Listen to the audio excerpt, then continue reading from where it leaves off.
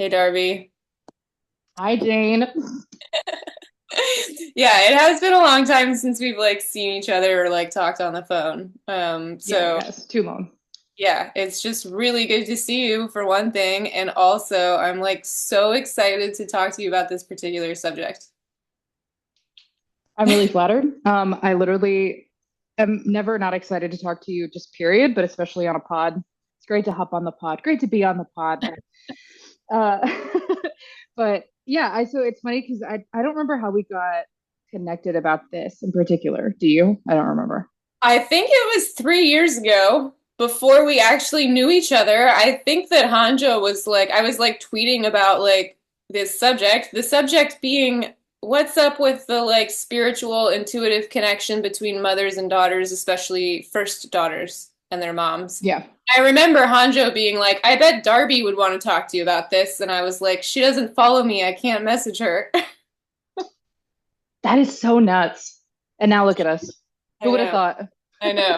I know. So yeah, this has been, I remember back then being like, I need to like write about this or something. And then, it got backburnered for 3 years and now here we are.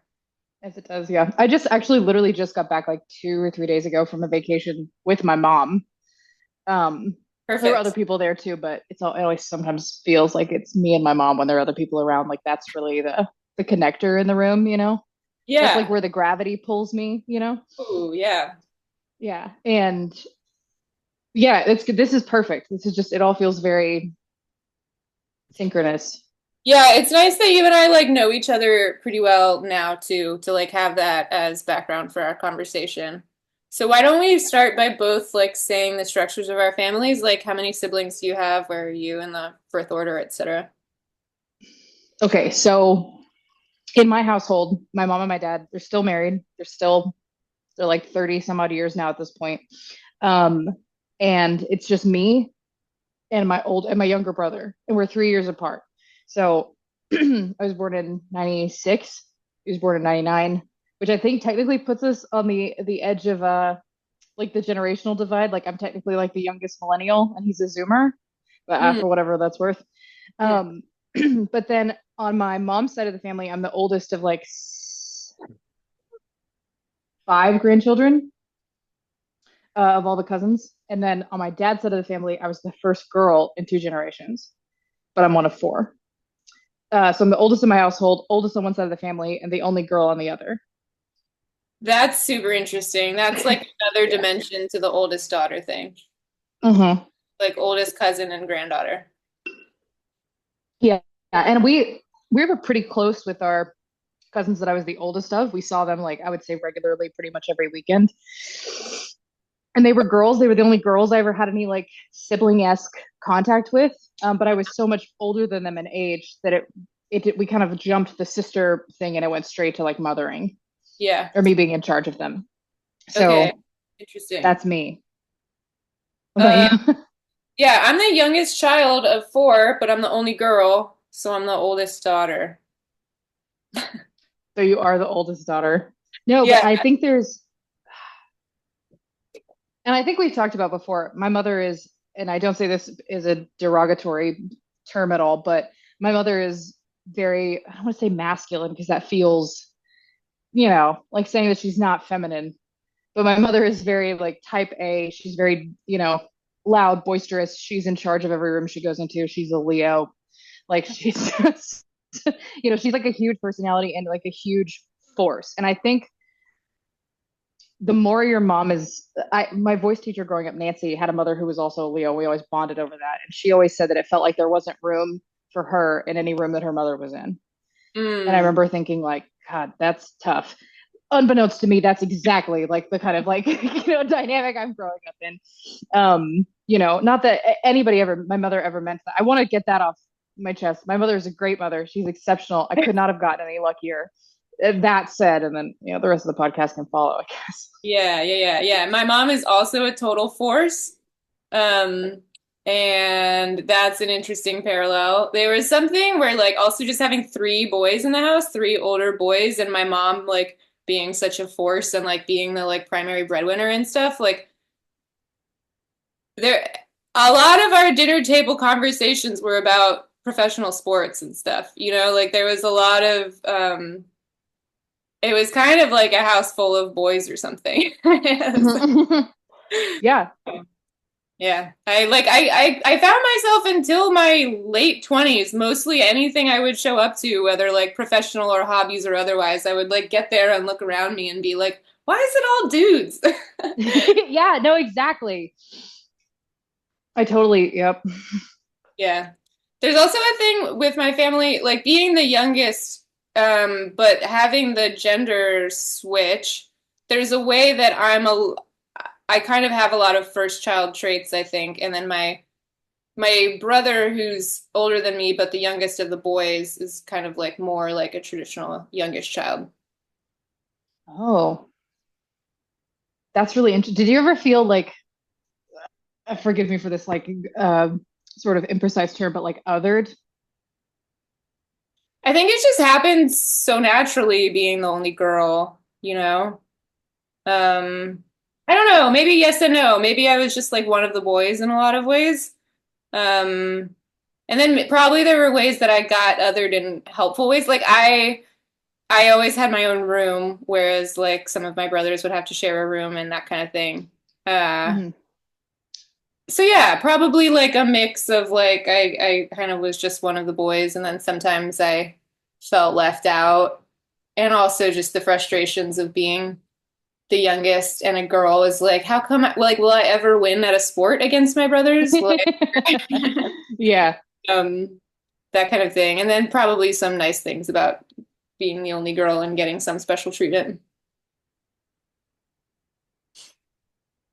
It's interesting because on the side of the family where I was the only girl, like from the parents, like from like my grandparents and my parents, I was very exciting. I was like, oh, we get to do all the girl stuff. But at the same time, the expectation, at least I felt, and I feel like something that's going to come up for me a lot talking about this is like, what if this was like actually kind of soft encouraged by like the authority figures, the parents, grandparents, other people in my life, and how much of this was self-imposed? Right. Because one of the things that I went and found like a pop psychiatrist who's talking about EDS, which is eldest daughter syndrome, which is of course not real. This is like a pop psychology term, right? And I wrote down what she thinks the 8 signs of it are because I wanted to know what we were really dealing with here. Um, but I think I was so type A, and so like I came out of the womb like I knew what I wanted. I wanted to do things on my own time and my own, like, and I don't think that was entirely a part of birth order or being the only girl. I think a lot of that was just me. And I think it's kind of hard to disentangle Right. those things from each other. Do you know what Right. I mean? Yeah, totally. I'm curious, did your mom have much of the like, oh, a girl, I want to do girl things, with your mom being like very also in touch with her masculinity and being such a force and stuff? Like, was that on her radar, or was it more your grandparents? My mother, it feels like speaking ill of the dead. My grandmother, I was the first girl, and she was like so excited that she could like turn me into like a young lady. And she was also a Leo, so she had very strict ideas of what this looked like.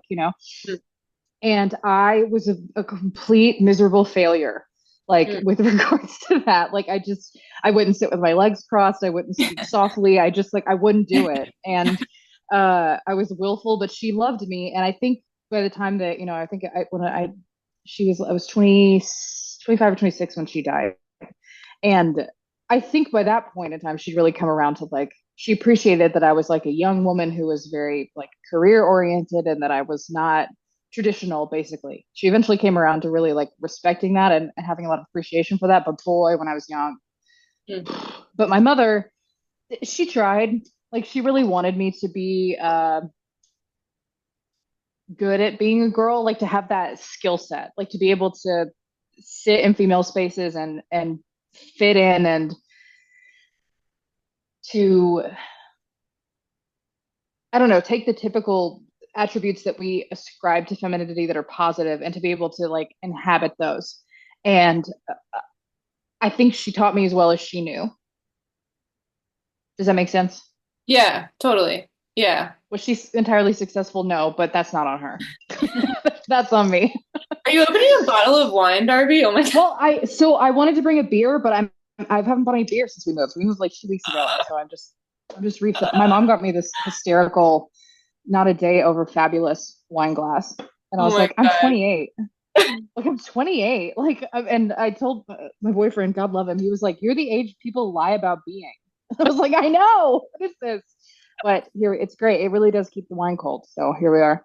That's so good. I meant to like bring a joint to this or something. It felt like that kind of conversation, but I didn't. But I love that you're prepared with wine. Also, it's like a little later in the day where you are than where I It am. So is. It's 7. It's 7. yeah, yeah. We're winding down. Yeah. Um, Fireside chat and some white wine. I did not prepare much for this, but I do want to zoom in a little bit, like, or at least where I'm starting from. This is, I hope, going to be a podcast or a conversation series or something, but you're my first person, and I feel like it's going to take some digging into it and feeling it out to figure out what is the thing we're actually talking about here.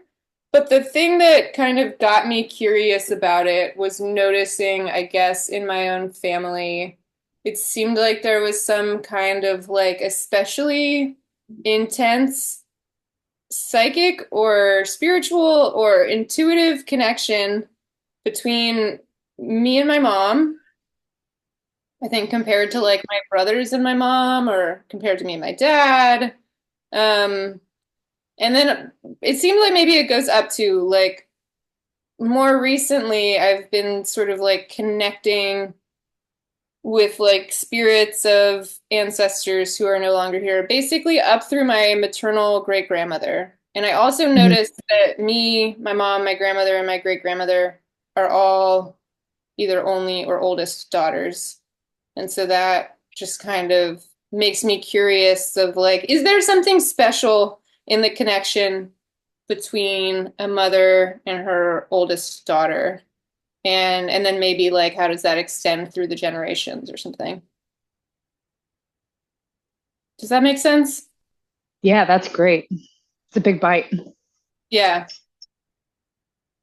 I guess, yeah, maybe I would start by asking you like how do you notice that with your mom, if you do, versus let's say like your relationship with your dad or your mom's relationship with your brother?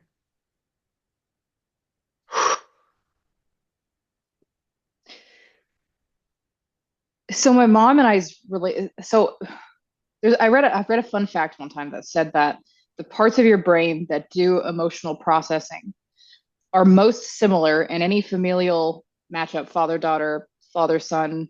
They're the most similar between mother and daughter. So the two human beings on earth who are the best at putting themselves in each other's shoes are mothers and daughters. That their Hmm. empathy is like it's just because of the biology, and this could be junk science for all I know, but it feels intuitively true. Um, I've only seen my mother like in what I would consider like real abject emotional pain, like a few times in my life. And it's to me, it's like I feel like those are the closest times I ever like stared into the void. Hmm. Like if if something is so wrong that my mother can be that upset, then like something is like deeply wrong with like the world, like the way that things are unfolding. As in like she's pretty unshakable. Yeah. And with my mom's relationship with my brother feels a lot more like still maternal. Like I know he's a little bit younger than me and he is the youngest of the two of us. But my mother's relationship with my brother still seems way more on the maternal end because I'm 28, so he's 25, where it feels like she still mothers him a lot more than she mothers me. And that's super interesting because I feel like, and this is going to sound kind of goofy, but I feel like my mother has been like trying to kind of separate a little bit, that she's tried to give me some space because we were so like entrenched. We were so emotionally like enmeshed with each other for so long that I felt when I moved out of college and I was living outside of the home, like several hours away from home for the first time, I really felt that like I needed to go home because I just did not have a sense of who I was outside of my relationship with my mother. It was so tight and it was so I looked at her so much to help me solve problems and to help me understand my own emotionality that I had sort of atrophied a lot of those like independent, like self resilience kind of like muscles. And I don't know if she did this on purpose or if I did this on purpose. Well, I know I didn't do it on purpose, but if I did this like subconsciously, but I've separated a lot from her in the last few years. And I feel like in the past year, we've been able to come back together and meet each other more as equals rather than mother and daughter. Hmm. But it has always felt to me that, you know, when you're with like a boyfriend and you both look at something happening, like maybe in a public place or on TV or whatever, and you both open your mouths and say the exact same thing at the exact same time. And Hmm. you're like, oh, weird. We must be really, you know, synced up or whatever. My mother and I are like that all the time that we're together. Like we process things so similarly and we have such similar takes on the situations, the people that we're around that it becomes, you know, it does feel like we're spiritually super aligned. And I she finish each other's sentences, we finish each other's uh thoughts and whatnot. And I feel that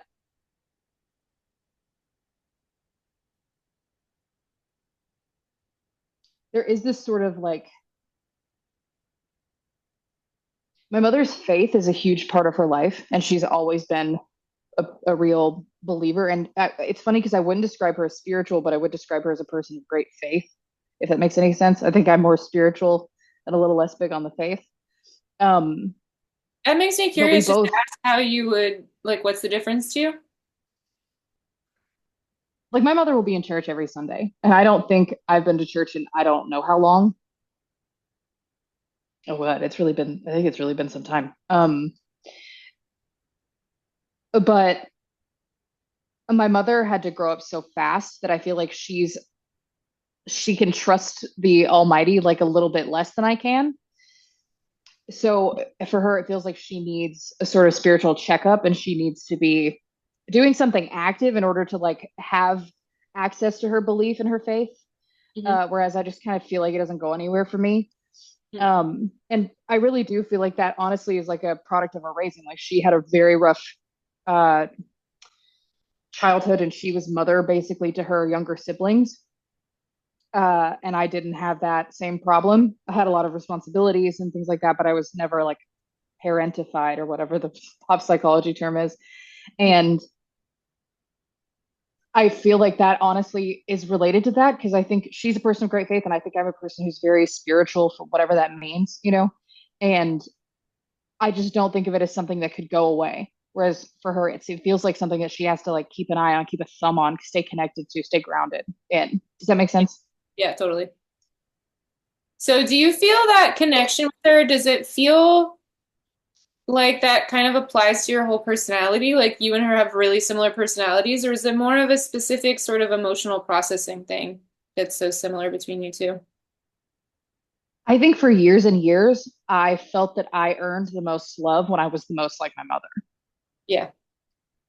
So my family, my mother is boisterous and she lights up a room and everybody loves her when she enters the room. And I was like, oh, I can just emulate that and I'll have the same kind of reaction. And of course, you know, she was very encouraging when I would sort of emulate her.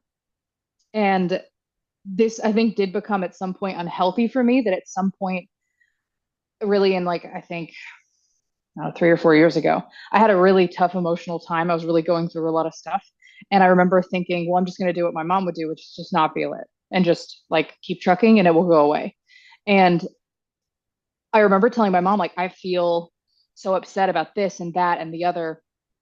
And she said, well, I would just not focus on that and just keep doing, you know, what you're doing. And I was like, well, I feel like I have to, like, I can't get away from it. Like, I can't just not focus on it. And she was like, well, I just wouldn't.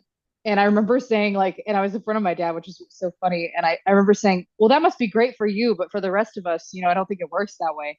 And my dad snort laughed, like, on the other side of the room, which got him in trouble, which was funny. But, um, you know, I had to figure out, like, how much of the similarities I have with my mom are just natural and are never going to go away, and how many of them are basically coping mechanisms that I learned to try to be loved when I was having troubles and Yeah. that actually really don't serve me.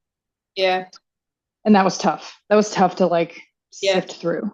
Yeah. I relate so much to everything that you've said in the last like 5 minutes about this. It's really interesting. So you kind of had this period of what I would call individuation. I don't know if that word feels Mhm. fitting. Kind of Nope. like, Yep. yeah. And then for a couple years, it sounds like, and now you're kind of coming back to each other more on the plane of like an adult relationship versus like mother child or yeah, parent. Yeah, like young person, young child. So now that you've kind of come back after that period, how similar do you find you and her to be? I would say before I left, I probably would have considered us like 80% similar, which is really crazy high. And I think now I would consider us something nearing like 45%. It feels weird to give it a number, but it feels, you ever heard the like thing where people say like people don't change as they get older, they sort of like get refined. I like that. Like as you age, they kind of become like more purified, whatever that thing that they are, they become more of Yeah, it. yeah, I think that's I the beautiful thing about learning from a parent that you're so much like is that you get to look at their foibles and their mistakes and sort of be like, okay, I don't know if I would do this that way. And of course, in the process you make your own mistakes. You're you're never like you're never going to be, perfect. um which I think is another thing that girls just in general tend to have more problems with than boys. yeah, Perfectionism. yeah. uh but you know i I feel like when we were on vacation, I said my mother said something, and she said, people always say that they would never want to come over to my house because I keep my house so clean that they feel bad about the way that they keep their house. And I was like, and they assume that you have a judgmental spirit, and I was just ribbing her a little bit, because like she and I love her, she is a little bit judgmental, so am I, like and it cracked me up, but I could tell that she was actually really like a little bit peeved about that, and that really kind of like hit her where it hurt. And Hmm. I was like, Mom, I know you to not be a truly judgmental person. She has endless empathy and compassion for other people, but it was just funny. And, you know, I could tell that I'd like gotten under her skin a little bit. And I was like, Mom, I hope you know that I tell everybody all the time that I could not have gotten any luckier with a mother. And she like burst into tears at the restaurant. I was like, Mom, is this not like the feeling that you believe that I carry around all the time? And it's funny when you realize your parents are like mortal, Yeah, you know, yeah, and that still feels new for me because she was always so big, so much bigger than life, yeah. and to see her be like a mortal human, it's always like a little bit jarring, even, now that I know that. Yeah, and I think it just does take kind of like a lot of work to recognize that your parents are just people and they're like people outside of being your parents and they were people for a long time before you existed. Like Yeah. no matter how like of course that's conceptually true, but it actually I feel like it takes a certain amount to like integrate that and like viscerally understand that. And that's something that I have like come to understand about my mom way more just like in the past couple of years, in part because something opened up for us in like the last 5 years where we could talk about a lot of stuff we like couldn't talk about when I was younger for whatever reason. Hmm. Um, and it has led to like me hearing a lot more kind of like about her life when she was younger. And I don't know, like her life growing up, her life having like dated other people, how she like made decisions in her romantic life and who the kinds of people she was attracted to. And like it's been so interesting to like get this whole view into like my mom's world outside of our family and also has also just really helped me notice like how much we have in common. It was kind of like I never like talked to her about my love life when I was younger at all. And I like didn't really know anything about people she had dated besides my dad. And then I was like, we were just kind of like finding all of these similarities and stuff. It was really this is going to be I can tell throughout this conversation it's going to be hard to be like, okay, I just like want to blurt out so much personal stuff. Let me pull it back. But No, I'll just, please do. Yeah. well, I don't think my mom would appreciate me like sharing it. Well, that's So, kind of, I literally was thinking, I was like, I know this is one I don't want to send my mom. Like, I don't want her to see. She always loves to watch everything I do, you know what I mean? But I was like, I don't think I want oh, her to see that's this one. sweet. Yeah. Yeah. But what do you think changed that? What do you think that cracked open like 5 years ago? Um, I was in a situation, like a romantic situation that I had no idea. how to handle it. And it was like really dire, and I was really like suffering. And I didn't feel like there was somebody I could talk to about it. And I sort of like went to my mom out of desperation. It was like, yeah, it was kind of like I feel weird talking to my mom about this, but there's no one else I can talk to about it, and I like need to talk to somebody about it. And I can still picture very clearly like the cafe in DC where we were and the like tile on the wall and stuff and like just like spilling it to my mom and like crying profusely and then her just like Oh. taking it in, really listening and then like yeah, like giving a bunch of advice, like talking me through a lot of it and it was so great and we were both kind of like, "Huh, we should do this more often." I don't think it was something where we ever explicitly decided not to. It was just one of those things where Yeah. it's balls, you know. I was just as a kid, I think I was like embarrassed about everything with everyone all the time. And sometimes it was just easier with like my friends' moms or something. There was like a distance there that just made it easier to like Yeah. talk about things that were, I don't know. Probably also part of like growing up in a boy house is they would be like, "Ew, shut up," you know? Yeah, I was gonna say like a general just discomfort with that anyway. Yeah. Yeah. That's so funny. Because I was gonna ask, like, did it what did it feel? I don't know, I don't want to say what did it feel like, but what did it feel like to like for sort of spill your guts and be like vulnerable and open about that kind of stuff when you hadn't been previously?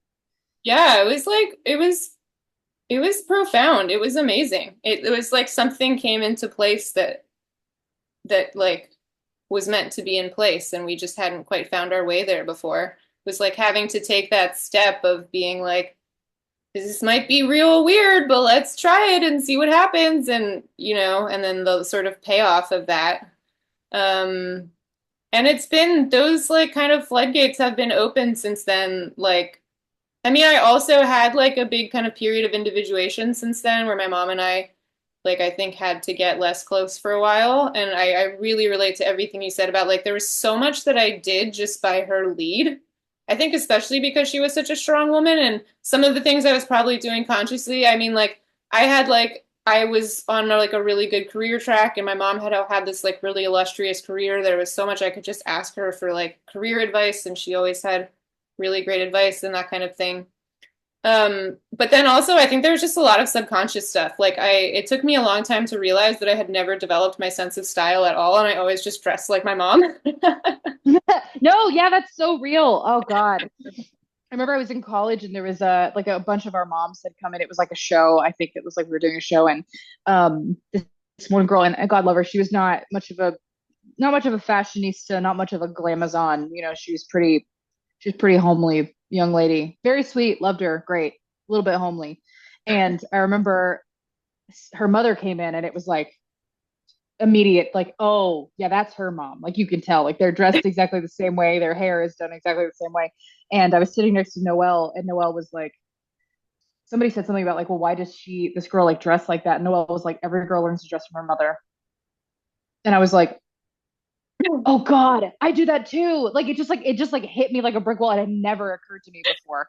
And I Yeah. was like, oh God. And so I'm still trying to figure out how to not dress like my mother. I'm still wearing black athleisure every single day, which is exactly what she does. So, I mean, yet to be seen on that. But yeah, that's so true. God, sorry, just, ugh.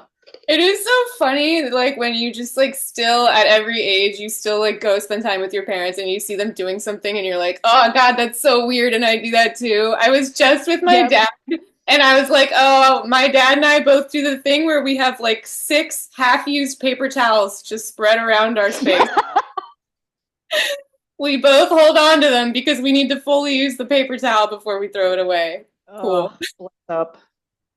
Well, it's funny because my dad always said, he was like, my dad would come into the room sometimes and be like half asleep or something and be like, Sherry, Sherry, Sherry. And I'm like, what? That's not, it's me. And he'd be like, oh God, like he just straight up, because we're both blonde and we're same build, give or take. And my dad would say, I see you do things sometimes and it's so scary how like you just Yeah, move like your mother, the yeah, things that you, the way that you do things. And he was totally. like, and then sometimes I'll see you do something and I don't know like what I'm looking at. He's like, and that's when I've always heard that, you're seeing yourself as a parent looking at your kid. They do something you don't really like immediately recognize. You're like, oh, that's actually you. And I was like, Interesting. oh, yeah. So you think you take after your What's been mom more cool? than your dad? 60-40, probably at Okay. least 70 Okay. 30 maybe. But what's been cool is as I've like individuated a little bit and I've sort of separated, I'm able to see the things that are much more like my dad now. Whereas before, it felt like anything that I inherited from my parents, I wanted to chalk up to my mom because that was what would make everybody happy to hear. But Interesting. now I'm like, oh God, I have the same vocal cadence. We both can't tell a story in under 30 seconds. Like it has to be 6 minutes with four tangents. And now you got to understand this in order to understand. Like it's so my dad. Um, and we both have extremely weak ankles, very weak ankles. And, it's just funny because and it took me forever because like I was so, when I would look at myself, I was looking for my mother so much that like I remember at some point, I don't know, in my early 20s, I said something about like, well, I don't really have any hips. Somebody, one of my friends was like, are you fucking joking? Like, look at you. Like, look at your bottom heavy. Like, you have huge hips. And I was like, no, I don't. Like, and my mom doesn't have any hips. And like, I don't have any hips. I like looked in the mirror. I was like, Jesus, what am I like? How have I been able to like literally not visually see my own body because I was so busy trying to see my mother's. And my dad's side of the family, all those women are big hipped, big broad Yeah. farm women, just like my mom's side, but they have hips. It's so funny. It's like it's just so early on, I guess you sort of like develop this mother filter for yourself. Yeah, and I think if you have a good relationship with your mother, you Yeah. buy the narrative, right? Whatever the narrative is presented for you, but like what is womanhood? What is, to be a mom? Like all of these things you buy into your mother's version of events before you kind of get Right. old enough to, yeah, build your own experiences about those things and your own contexts for those things. Yeah, totally. One of the things that I loved about having a mom that was such a force that I think I didn't even notice really until adulthood was just I just never had any like ingrained doubts about what women were capable of because I came from such a strong woman. It was like I just started noticing among some of my female friends, it was like maybe it was like when Hillary was running for president or something, and I could tell that it was sort of like they needed to see a woman as president to believe that a woman could be president or something. I don't know. That's like maybe a silly example, but there was just something that I noticed in me that just felt like it had always been there. It was like, no, it was just so obvious to me, very deeply in my body that like women could do anything because my mom did everything. Exactly. Yeah. Like words right out of my mouth. Because my mother, I believe most of my childhood made more money than my father. And after the recession, my dad had some periods of unemployment, bouncing from things where my mother never really had that. And my mother also did all of the housework, raised the kids, was there for every performance, every whatever extracurricular activity me and my brother did. She was there and she was not going to miss it. And, Wait, was my mother your was mom a cop? never, huh? Was your mom a cop? Yeah, well, later, but yeah. Yeah, Okay. she worked like for the airlines and was like a one woman show, ran the whole airport, that kind of shit. And then she got hurt on the job. She did a couple small things here and there and then ended up as a dispatcher and then yeah, went to be a cop at like 40. That's so badass. I like just remember that. I was Yeah. like, wait a second, wasn't Darby's mom a cop? Yeah, and she had the highest arrest record on her troop like 3 years in a row. And I was like, Sherry, you cannot be dunking on these like 25-year-old dudes like this. And she was just like, I want to take the calls. Why would I be on the job if I didn't want to do the arrest? What am I doing? And I was Can't like, I argue shit, I with that. guess. You know what I mean? I do feel like there's a lot of parallels in our story because my mom was a lawyer. She is not, she has since done like a big career change, but she was a lawyer for 30 years. And growing Wow. up with a lawyer as a parent, a mom, or a parent in general, I think like maybe is a little similar to growing up with a mom who's a cop. I mean, I guess it was later on that she became a cop, but it's The law and order was always in her. Do you know what I yeah, mean? right, right, right, Like the right. idea, like this is how things are gonna go.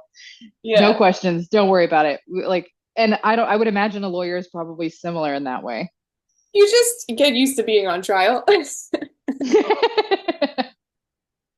Which is like meant there's like a love language aspect to this. I actually saw Visa tweeting about this the other day that his wife is like incredible, just an incredible natural cross examiner. So like these ideas he's been developing for all the many years he's been with his wife is in part thanks to like she will like cross examine his beliefs, you know? So they're Oh, that's like so good.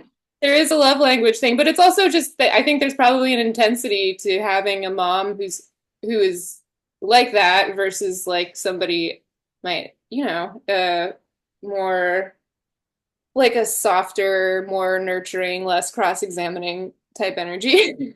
Yeah, well, I do think there's something to me. It always felt like nobody was ever gonna like fuck with me. Like if I remember I had like a teacher who said something like really off color to me when I was like in the sixth grade, and I went home and told my mother about it. And after that, I never told her whenever anything like this happened because Sherry went down there and lit somebody up, and then before long, I had a 40-something-year-old woman apologizing to me at like 10 years old. Wow. And I was like, okay, I maybe don't actually want to tell her. Like, maybe it's not that big of a deal. But I just understood implicitly that like there was not going to be I was not going to be abused by other authority figures. She was not Right. going to allow that. And that was Right. something that was that's so psychologically comforting when you're a kid. Like I hear about like so many, I watch a lot of true crime and I know, but like kids who would go tell like their parents or an authority figure in their life, like this person is like doing something to me. And they're like, well, probably not. Like it's crazy to me, like the amount of like a kid could come to you and tell you something like that, and you're like, probably not, because that was Yeah. never how it was going to fly in my house. My mother was always very, serious about like if anybody does something that makes you uncomfortable, they put you in a position that makes you uncomfortable. I want you to come tell me, and we're going to figure it out. You're not going to be in trouble no matter what you do. And that, God, I hope my kids get that sense from me. Do you know what I mean? Because I Yeah. don't think there's anything you can do to make your kids feel safer than that. Yeah. Yeah, totally. Um, okay, I want to ask now about the spiritual, intuitive, psychic, etc. side of things. I'm curious if sometimes people talk about like a mother's intuition thing, which like this doesn't need to have a like woo spin to it necessarily. You know what I mean? Like Mm-hmm. there's probably like very good biological like evolutionary reasons for mothers to be especially um like attuned to their children and have like a really visceral kind of intuition for their safety and all of that. I'm just curious if you've noticed throughout your life, like either as a child or as an adult or both, does it feel like you and your mom have like some kind of especially maybe as an adult, like not being in the same house. Do you ever have weird, hard to explain kind of senses about each other?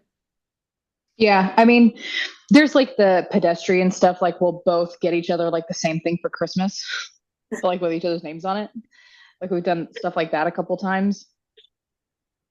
And I feel like some of that's easy to chalk up to the algorithms think we're similar, I guess. But what I can think I can point to is like the wildest experiences. I went to a party when I was 15, or I went to go stay at a girl's house when I was like 15 or 16. And I thought she was like I didn't expect anything, but she told me like at 9 o'clock that night, like we're gonna sneak out and we're gonna go hang out with these like three boys that I really like, and we're gonna get like in a car with them. And I was like, ooh, that feels like dangerous in a way that I don't think I'm like game for that. And I knew these boys, and I didn't think them to be fine, upstanding young men. So I was really worried about it.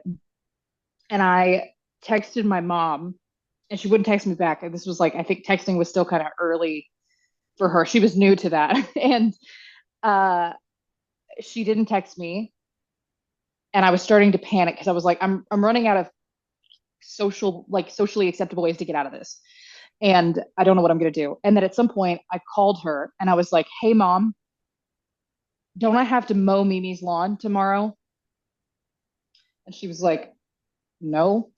It's like, I'm pretty sure Mimi told me I was going to be in big trouble if I didn't come mow her lawn tomorrow. And she just like immediately was like, gotcha, cool. Yeah, you're right. I can't believe I let you out tonight knowing that you needed to do that tomorrow morning. I'll be there in like 20 minutes. She came pick me up. And we Nice. got in the car. I was like, She was like, what's going on? Like, why did you want to come home? And I was like, I don't want to talk about it. And to her credit, she let it go. Like she didn't push me on it. She always said, if you ever call me and you're in a bad situation, I won't push you on it. Just, be safe.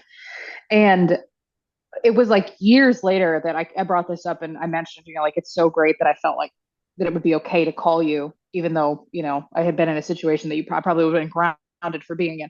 And she said, when I dropped you off that night, she dropped me off there a dozen times or whatever. She's like, I got a sinking pit in my stomach. And she was like, so the moment I saw you call, I was like, this is bad. Like, this is really bad. She Mm. also predicted that I was going to wreck my car. One time I wrecked my car. I slid off the side of like an exit ramp and hit a sign. And she swears she was like, I think she was like at the sink or something, and she felt like a pit in her gut all of a sudden. And then like 2 minutes later, I called her and was like, "Hey, I'm on the side of the road by the highway. Like, can you blah, blah, blah." It's just like, I was like in shock. I was like 16 years old. It's the first anything I'd done in a car. Mm. And she was, there's always stuff like that. But I noticed that for my mom and I, it feels like the thing that's most similar is we both go through these cycles of like, I don't want to say self-sacrifice because it doesn't feel like the word, but it feels like this like point where you feel like you have to be taking care of other people to feel okay. And then at some point you've done that to a point that you're like, this isn't me. And then you kind of pull back and have like a moment of like personal rediscovery. And I feel like we both do this like twice a year. At the same And I time? don't know if that's I don't know about that. But at the same time that I decided I really wanted to take poetry seriously, she decided that she wanted like this kind of like sub training position in her job where she would have to do like a more specialized thing. And then at some point I was like, I've just been working on this so hard. And she was like, that's so funny because like 2 weeks ago I started like training for this. And I was like, well, I didn't know that. And she's like, well, I didn't know you were doing that. And we just didn't know. And then there will be periods where we both kind of like disappear into taking care of other people. Mm. And then at some point we'll come back and we're like, wait, what do I need to be focused on? Mm. And what about the story of my life, rather than Mm. where I fit into somebody else's? Mm. And I don't know how much I believe in like karmic debt or like the idea that you are here in this life to pay off what you did in the last. I don't know how fair that sounds to me, as though the universe is meant to be obviously fair.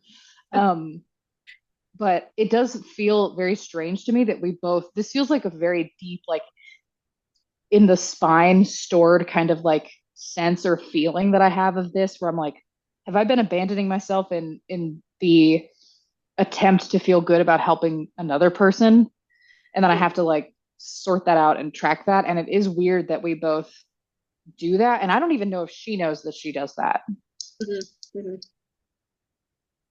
It's actually something I'd probably chew on and ask her about.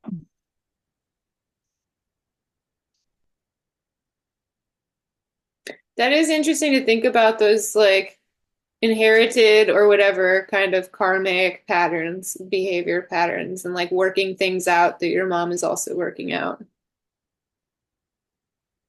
Yeah, and I think it is what's interesting, at least in my case, is that her upbringing and my upbringing like couldn't be more different.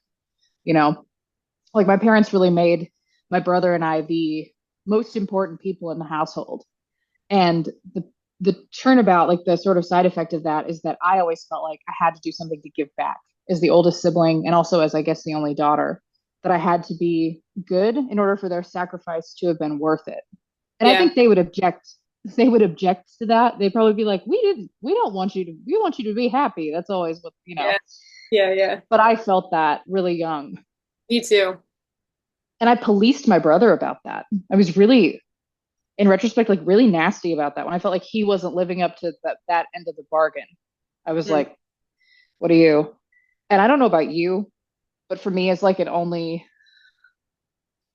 daughter and like an eldest daughter, for me there was a huge block around like what I perceived to be selfishness and what I now realize would be just like a healthy person who sometimes wants things from from other people. Like it felt like a cardinal sin for me to need something or put my own desires in front of that of another person that I'm like in a relationship with, platonic or romantic or otherwise. Mm. Mhm. And there was so much discomfort around that I would like self efface myself like out of being in a healthy relationship. Yeah. So do you think it was because you knew about your mom's childhood and like how much better you were getting it? Is that why you felt like you had to like repay this debt? Yeah, hugely. And part of it also is growing up poor. If you grow Mm. up poor and you watch your parents like and my parents really did, I mean, like it was like such a noble struggle. They worked their asses off. They, both came out of living situations that were not entirely emotionally healthy, if not just outright abusive. And we basically had our childhoods on like a silver platter by comparison. And so it felt like hugely important that I do well and that I be successful because they had not gotten the same kind of chance that I got. And of course, again, they would have been like, "What are you talking about?" My mom always said, "Like, I don't care if you're a stripper as long as you're happy. Like, it doesn't matter to me." You know, Great Sherry line. I love that. Love knowing. fantastic. You know, um, but for me, that always felt so huge because like my mother always wanted to be a mom. That's another thing. That was like a huge part of her idea of who she wanted to be, and it is still a huge part of how she conceptualizes herself as like super mom is part of it. And the sacrifices that and she was never quiet about telling us like, some people go home and their parents are not, they don't care about their development. They, yada yada, which is so charming. Like I'll bend over backward, and like do whatever it is you need, but I will let you know that I've done it. Totally. Totally. I relate. Mm. Yeah, not so much working in silence for her, but and so I did have this concept like impressed upon me early on that it was tough out there and that it was tough what they did for us and that Yeah. what I could do was, and I think we were on this trip. I said something about my parents were giving me a lot of shit because for a long time when I was a teenager, it was really, really hard to wake up in the morning. I'm a heavy, deep sleeper, and I would get upset with them, and I would just be like, hadn't got enough sleep, and I would be mad. And my dad, at one point or whatever, had just gotten into the habit of just picking me up out of bed and just dropping me because it always worked, Whereas otherwise, I would take like 45 minutes, and they'd come in 5 times, be like, "You got to get up, you got to get up," and I'd be like, "I'm not doing it." And I was like, guys, I could have been a lot worse of a kid. Like I could have been, you know, I could have been running around. I could have been not caring about academics. All I did was like try really, really hard. And they were like, you were an easy kid. You were a good kid. Don't let us try and take that away from you. You were just hard to wake up in the morning. And it's funny because it's like, it's so obvious to me, like in the way that they speak about me to other people that they obviously thought I was a great kid and they didn't have a lot of complaints about me. But our family style of ribbing each other, Yeah. I think sometimes we're a little bit glass cannons. We can kind of give it, we can't always take it, you Yeah. know. Yeah. How did you feel like, as the oldest and as the only girl, did you, I guess something I'm wondering about is like emotional labor in the house, or like, you know how there's a sort of, there's a thing about kids picking up unspoken things or shadow material or like whatever you want to call it, like uh, the stuff that's maybe unexpressed in the family, like kids will express it one way or another, is a way of looking at family dynamics. And I think as a girl, like I feel that really resonates for me. I think it probably like hits all kids in some way, but I feel like I picked up a lot of that. And like I think one of my brothers too. Like the more Yeah. sensitive of my brothers also. But I'm curious for you if you have a sense of like, were you picking up a lot of psychic, energetic, emotional sort of like material in the house and sort of carrying it? Well, I do feel it. I think it was Jung who said like the greatest burden for children is the unlived lives of the parents. Mm, And I was like, oh, like when I read that the first time, I was just like, oh, that's so tough because I feel like it's so hard when you're a young person, like you're away from, oh my God, my chest is so, this is what I get for drinking one glass of wine. This is ridiculous. Should wear my hair like a scarf. Um, I feel like there's something so, to me, I felt like I carried my, oh my God, no, are you okay? Um, I carried my parents like sort of unrealized ambitions And I was already a person who was extremely hard on myself. I think I would have been that way no matter where I was in a birth order or how many girls were around me or whatever. I think I've just always been sort of doctrinaire and very disciplined, self-disciplined, in some ways, not so much in others. But and I think that I carried around my parents like unrealized ambitions, and I felt like if I don't succeed, then what was all of this raising for? Which is just like crazy to think about when you're 13, right? Like what the fuck did I have to prove in the eighth grade? Do you know what I mean? But it is so true. And my parents both, it's funny being around them now as an adult. And I realized that my last major relationship before this one, which is good, this one's end game, uh, was just a complete recreation of my parents' dynamic. And I was in it for 3 years and didn't know. No idea. No idea. And the excuses that my parents made for each other's behavior were, I mean, like carbon copied exactly the excuses that my partner and I made for each other, and they were shitty. It was a shitty dynamic. Nothing, not as bad as my parents are not as bad as we were. It was obvious, but um, as awful as that relationship was, and as awfully as it ended, and as much agony as it put me through. And this was my like I'm on my mom's porch like open mouth sobbing into her chest like just like falling apart and her being like what is going on? This was my experience of that. Mm. And it really felt like as I sort of worked through that, and it took me a year. I mean, to get back to something resembling normalcy. And I wrote a whole book of poetry about it. It was, I felt like if I failed to learn the lessons from my parents' relationship, this is the kind of relationship that I would have over and over and over again. And I don't, and I have friends who I see them do this. Like I was around them and their parents, and I see them having their exact same relationships. And it makes me so sad because, and the crazy thing to me is I don't understand why I got lucky enough to see it for what it was and other people didn't. Mm. Because I feel like I had just shadow acted out my parents' marriage in an attempt to solve it, realized it was unsolvable in my situation. Again, my parents are very happy. But they're funny. They're like they've been together for 30 years. They have like the same little bickering things that they Yeah, do all the time, yeah. which is just like it's like I'll hear one statement and I'm like, okay, this will be 5 minutes, and I could transcript for you exactly how this is going to go because I've heard this like a dozen times. And I do think that they've ultimately ended up very happy after years of work. But I do think, and my mom has told me, like we had these periods of like resentment where we were really, really unhappy with each other. And we had these kinds of conversations. And I was like, I didn't know that. And she was like, well, why would I tell you? You're right. But Mm. I think that I think one of the hard things is how do you like move past the dynamics that you grow up in, but also have like some grace for your parents as people. Like if my mom was my friend, would I be like mad at her for being in this relationship or having these problems? I'd be like, no. But she's my mom. So would I be mad at my mom for having this? It's like, I don't know. It's a little bit more, it's levels of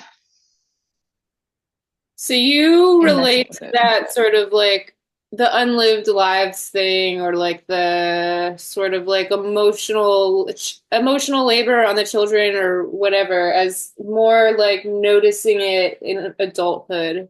Well, but also you had this thing of this sort of like almost existential weight that it sounds like you felt of like all of the sacrifice was done for you that needed to be you needed to like succeed in a certain way or pay it back or like live up to it.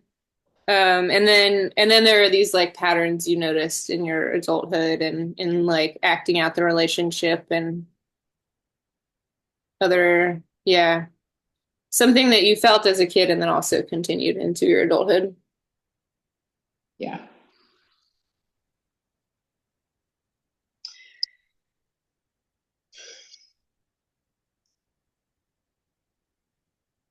Yeah. And I think, as far as like picking up shadow material, I think when you become an adult and you're able to like empathize with your parents as people, again, like you're able to do that separation where it's like, you're not my dad, you're a man. And if you were a man, what would this be like if I knew you like in some other context? And I think there's like some quote, and I can't remember what it is. It's like, as you grow up, you love your parents, and then at some point you judge them. And then if you're lucky, you forgive them. Right. And I kind of hate that framing because I think it should be like kind of all three, maybe not in that order. And I don't think it happens in that order for most people, Mm. weirdly enough. Um, but I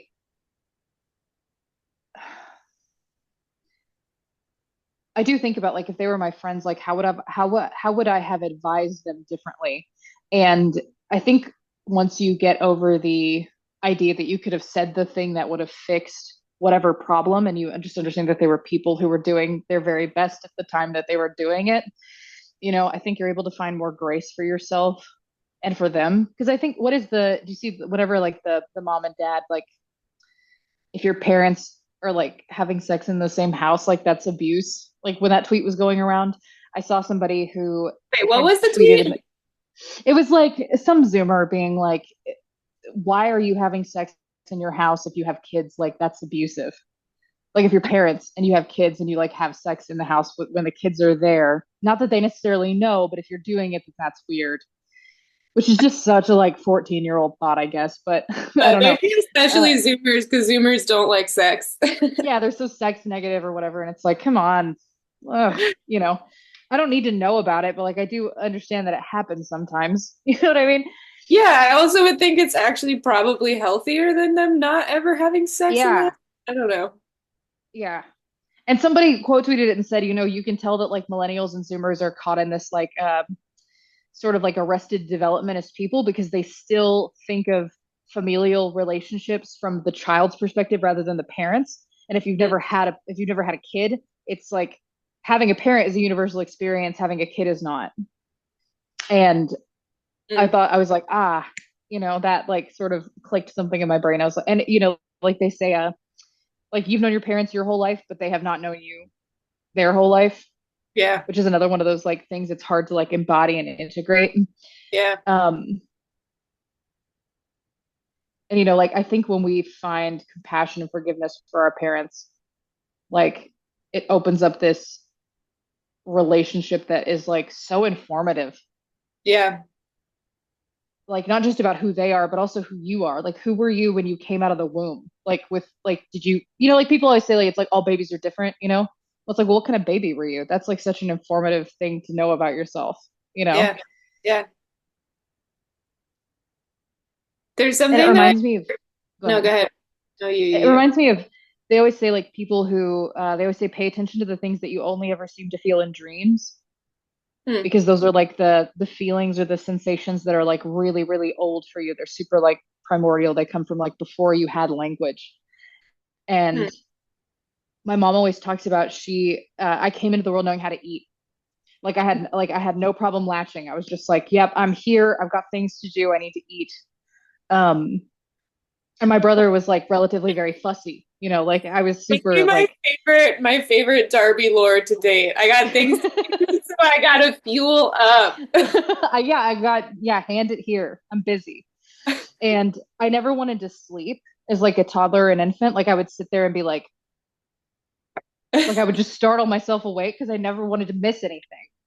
And it's like those things feel so integral to my nature, and they're so like it feels naked to like tell people that because it feels so telling. And I feel like if you've known me for any length of time, it's like, well, okay.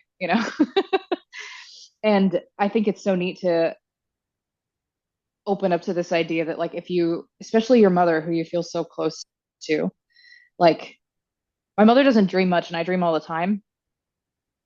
But every time I've ever explained a dream that I had to her, she's like, "Oh, I've dreamed something like that before." And I'm like, "You dream like once a year." She's like, I've been there though. I can feel it. You know what I mean? There's something so funny about that. That's Sorry, I interesting. didn't mean to interrupt Mom you. and I don't remember what I was gonna say, but I had really intense, terrifying dreams throughout my Hmm. childhood that like when I look back now, I'm like, there was something so like the keys to the castle about the things that I was dreaming about as a child. Like there's um and but I didn't think anything of it because my mom also had those dreams, and I was just like, it's just what people dream about, you know? It's like basically like getting attacked and like you can't run or like you can't scream or something. Like Uh-huh. there's like a genre, like there are plenty of people who have dreams like that, but also plenty of people who don't. And like I had Yeah. these dreams constantly as a child, and I just like never thought anything of it because my mom also like always had those dreams. That's so weird. Because my mom and I both dream about horses. When she does dream, it tends to be horses. And we both dream about horses all the time, which is supposed to be like the physical body or something. And we're both people who are extraordinarily healthy. So it feels weird that we share this like symbolic understanding of things. And then like I'll dream about snakes. At one point I was like, Mom, I've had like 6 snake dreams in the past month. And she's like, oh, most of the time when I dream there's a snake. I'm like, what? Like, has this never come up? She's like, oh yeah, this is what I'm like, Mom, but I'm like, what kind of snake karma have we got going on? That's awesome. I've been meaning to ask how your family horse is, if he's still kicking. So we actually, he was still kicking. He was blind, never went to he's totally blind, just hanging out, minding his own business. And there was a family down the road, in like, that's this town of like 200 people. And they had two little girls obsessed with horses. And the dad came to my grandma and was like, hey, how much would you like for that horse? You know, like, she's like, he's blind. Like, he's not good for anything, and he was like, oh, well, in that case, like, or whatever. And she was like, well, why do you want him? And he was like, I've got two daughters who are horse crazy. And I just thought we could put him on our land or whatever. And my grandma was like, come and get him. We'll give you all our stuff or whatever. So he's gone off and now he Oh, has two little girls who brush him and pay a lot of attention to him. And we've that's seen so cute. photos. Yeah, it's so sweet. He was the best. What's his name again? Flash. Nice. Oh, that's Yeah. sweet. Let's see. I'm trying to think if there's like what my version would be in terms of the intuitive stuff. My mom and I think, have a lot of intuitive stuff. I'm not sure. I think it's probably more than my brothers have with her too, but I could be biased. There's just so much of like we'll call each other at the same time, or we'll be good just going through similar things as each other at the same time. Hmm. Um, Anything, I don't know if I've told her this. It'd be funny if she watches this. Anytime I like process something related to her, it feels like she calls me immediately afterward.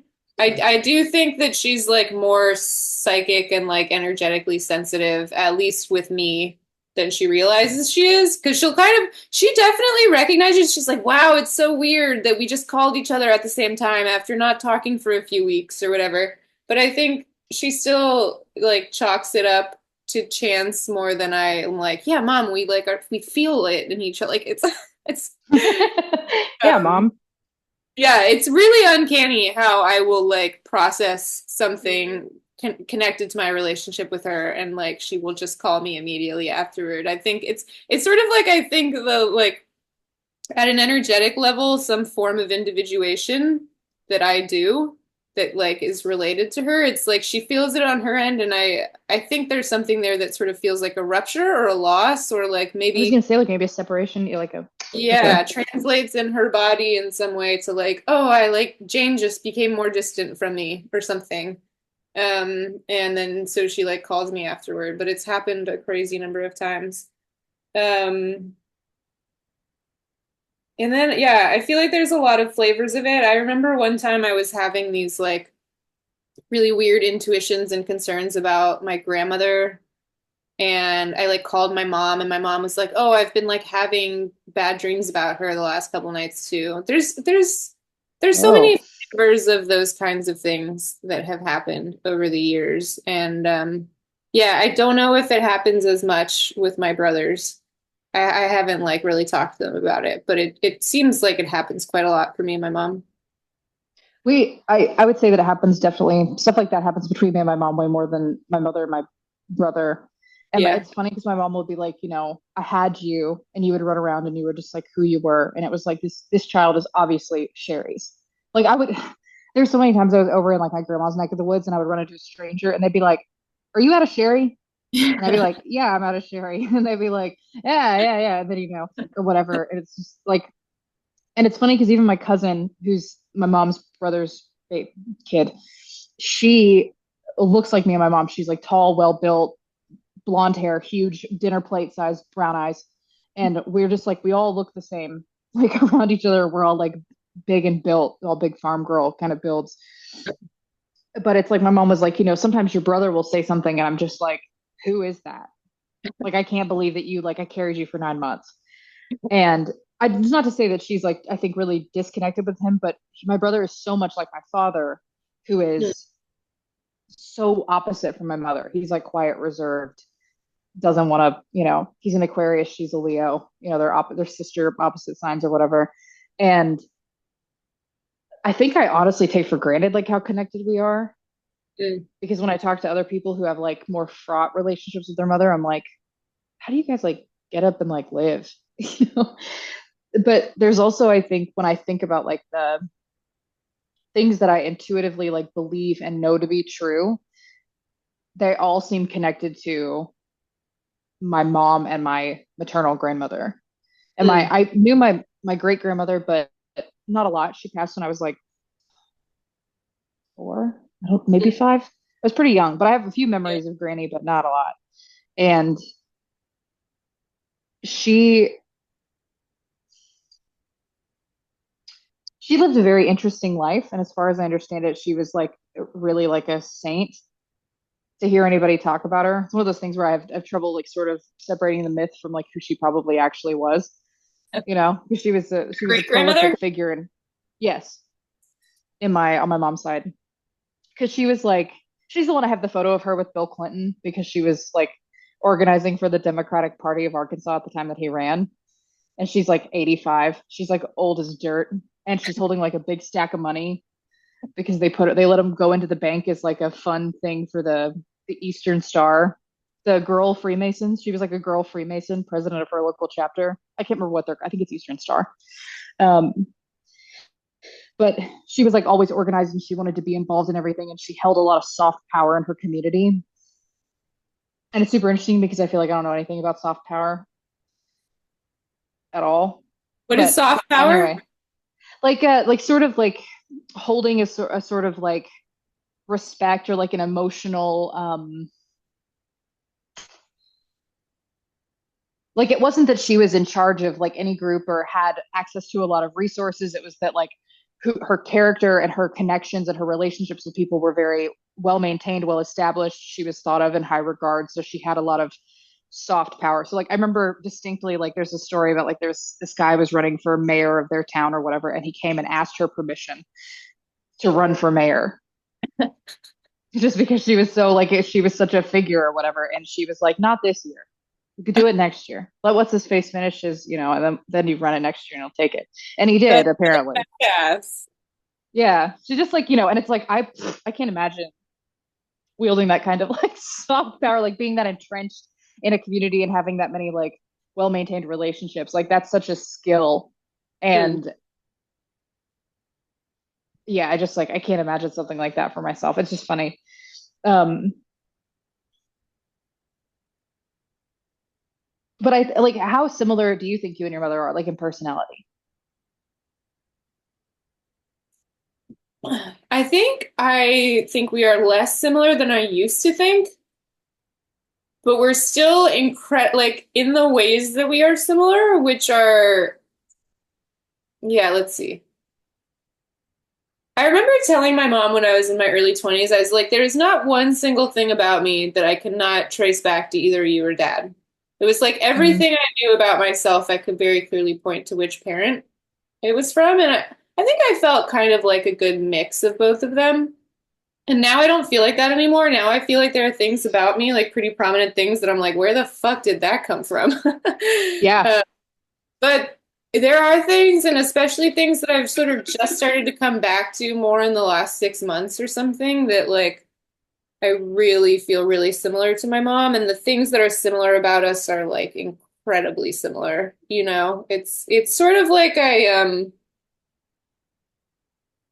I'm sort of stepping into the part of me that is uh could like go be a lawyer or something, you know? Like I'm not going to be, but it's like I feel that energy so strongly in myself as like one of my most prominent energies and like in the last 5 years or something, my life slowed down a lot and like I processed a ton of emotion and I was like this much softer version of myself and I think I started to feel less like my mom and now I'm kind of like learning to integrate them and more of my edge is coming back and I'm like, "Oh, cool. This wasn't like a cope. Like I actually have a lot of edge and I like being just like really like decisive and like leading and stuff and that part of me like yeah, is actually like very core and that's very clearly from my mom.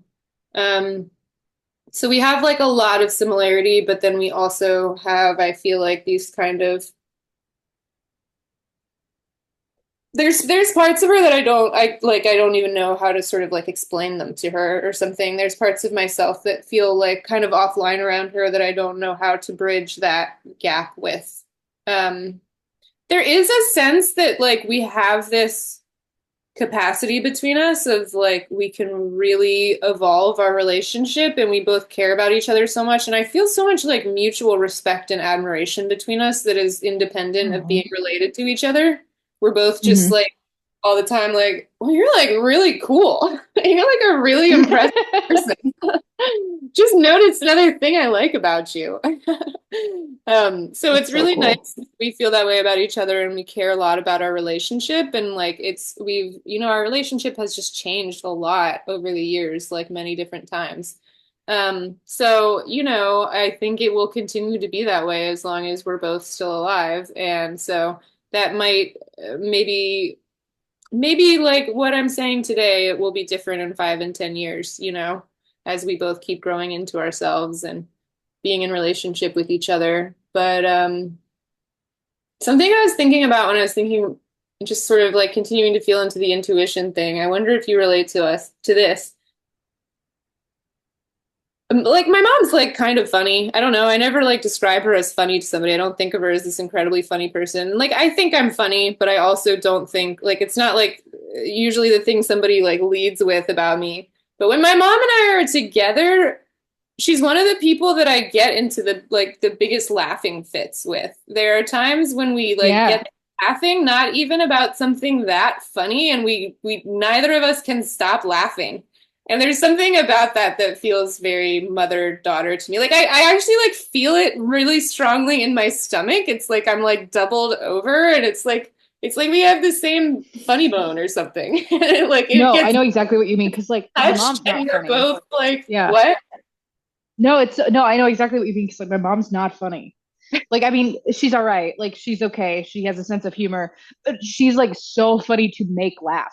Like she has a huge laugh and like it was always great when I was doing shows growing up because the first joke I could tell where my mom like was in the audience because like it was like yeah okay she's over there and to make her laugh also feels like uniquely satisfying in a way that making other people laugh like doesn't Mm, mm. and yeah and it's like I don't know there's something it sounds goofy but I feel like these huge peals of laughter to me feel like extremely feminine like when you can get like a bunch of girls together and they all just like make each other laugh so bad and like I'm sure Yeah. dudes do similar shit, right? But I feel like I don't know when I watch like guy comedian podcasts, it's always like you're trying to be the guy who's making the other guy laugh more than you want to be the guy who's actually laughing. So there's like a competitive edge to it that with girls I feel like isn't necessarily there, you know? That's so interesting. Now that you say that, I'm like, I do mostly have that with women. The kind of thing where, you know what I mean? Like, neither of you can Hmm. stop laughing. You can't breathe. It's like Yeah. painful. Like those kinds of laughing fits. It does, I feel like, tend to be my mom or my female friends. Yeah. Where I'm like actually doubled over, like can't breathe, like, oh my God, stop, please. Like I'm Yeah. gonna be sick. Yeah. It tends to be chicks. I don't know, for whatever reason. Maybe there's like a yeah, there's just like not a competitive edge to it at all. I don't know. Yeah. And that's one thing I feel like I got really, really lucky with. Like I had friends whose moms were like very competitive with them about like appearances or just in general and almost like adversarial. And, I feel so lucky to have dodged that bullet Mm. because I I feel like I sort of did not get initiated into girlhood normally because I was bullied so much as like an early age and my Mm. interests were so masculine. It's like you said, it's like you go to something and you're like, why am I the only chick here? Like, why is this all dudes? Um, and so I feel like if I had had like some friction with like my only female ally, it felt like for such a long time, Mm. it would have been so much worse on me. Mm. I don't know. That's just sort of an aside, but Mm. That's true. I bet that is something that a lot of like maybe like oldest daughters in particular probably deal with is competing with their moms. My mom and her mom totally had that. And really, my mom was the oldest and she was the oldest by like 6 years or something. And I think she like I mean like the second child came like 6 years later. And yeah, I think she had that pretty intensely with her mom. And I also feel really lucky I did not have that so much. like he's like that's got to be so tough. And I think also if you've got an oldest daughter, because like I was really lucky. My parents had to tell me to stop parenting my younger brother rather than like telling me, like because but I feel like when you're a parent and you've got like three kids and obviously if something goes wrong, you expect the oldest to have stopped, you know, maybe something from happening, like the youngest bangs their head on something they were doing, something they shouldn't have been doing. Maybe the oldest should have like said, "Hey, let's not do that." And my parents always tried very hard, I think, because my parents are both oldest children. Also, I should mention, Mm, can't believe that mm, hasn't come up at this point, but um, they both felt like they really wanted to parent very specifically towards the fact that I was the oldest kid and they wanted to be cognizant of what that felt like for them, which my mom meant raising her children, and my dad meant a ton of resentment at his younger brother, uh, who was the favorite. My dad was not the favorite. mm, Um, and at the same time, though, I think my parents might have like overdone it to some degree because my I didn't have any special privileges like my younger brother didn't have. Like if my bedtime changed, his bedtime changed too, even though he's 3 years younger.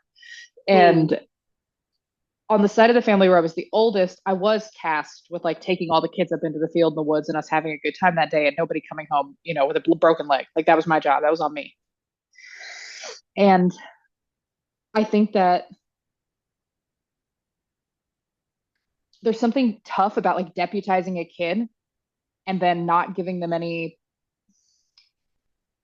reward or like bonus for that or like maybe even praise for like oh you're responsible and I appreciate that about you or something. And it's like for a kid, it's when your context for how dynamics work and everything is so little. It's you have such little stuff to draw from that it feels huge when a parent tells you like, like if you have more power, you should behave this way. If you're older, you should behave this way. Those things feel so huge. And to me, like my idea of like honor and duty and responsibility are so fundamental to like my concept of myself and like my character that it's hard to divorce a lot of the things that came with that. So the sort of self-effacing, the sort of self-sacrifice like comes with that. And it's like it has at times gotten me into a lot of trouble. mm, And I don't know, when I think about like parenting my own kids, I'm like, sheesh, how do you work around that? mm.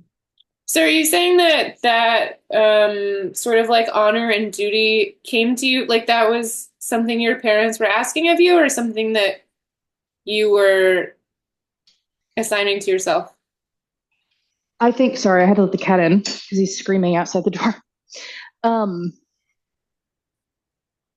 I think I was so type A that I was always going to be like, I was always going to be putting myself in charge of stuff anyway. I don't think there was any getting around that. But I did understand that when I displayed those qualities or I sort of did those things that was when I was like praised or when I was like held in high standing that this behavior was something my parents would brag about to other people, that she's like responsible, Yeah. and when you grow up in a military family, honor and duty becomes like it's just Mm, like it's like a founding myth. Um, and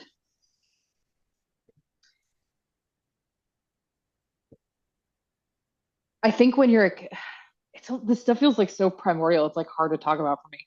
Um, I think when you're a kid, it's like you learn that there are moments where it's like, okay, it's good for me to have like some authority over my brother in these contexts. But then you think like I have authority over him. And then there are obviously contexts where my mom famously would always be like, I'm the parent here. Like, I'm the parent here. We don't need to, like, I don't need you to do the parenting for me. And it would be like, well, if I'm going to get in trouble if he breaks his leg, then like I obviously need to have this authority over him because it's the only way I can prevent this from happening and me getting consequences for somebody else's actions. And I think that those are hard things to untangle when you're 10. Yeah. Does that make Yeah. sense? Yeah. Yeah. And then I think also the other thing you're saying of like being praised for a thing and then that becoming like a certain pressure to maintain or Yeah. like taking on the necessarily sort of taking on the hard things about that identity or that responsibility. Yeah. I remember talking to Dalton Emery at some point, I don't know, years ago or something. And I said something about, I did theater and singing, and I was so serious about it. I mean, I was like, you would have thought I was going to Broadway next year, the level of serious that I took this. And he said, oh, was that how you earned love? And I was like, and he said, oh, I'm just saying because football was how I earned love. I understood that that was when I was doing things that my parents like were really proud of me for and that they felt, great about it. And I was remember just being like shell shocked for like a few seconds, like, oh God, was this like what this was all about all this time? And like, I think I did a pelling. I'm like, no, no, that's not what's going on with me, but it absolutely was. And I think that it's like when you're a kid, again, it's like, it's really hard to, not implement the things that you think are going to get you the positive interactions with your parents and because your parents are like a sort of like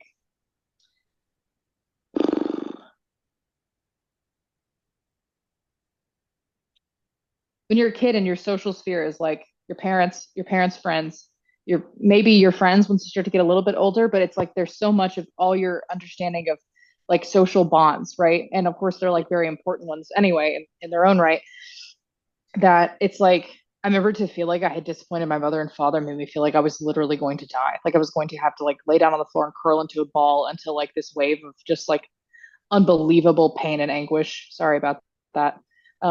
Scrappy. Past me. It was just unbelievable.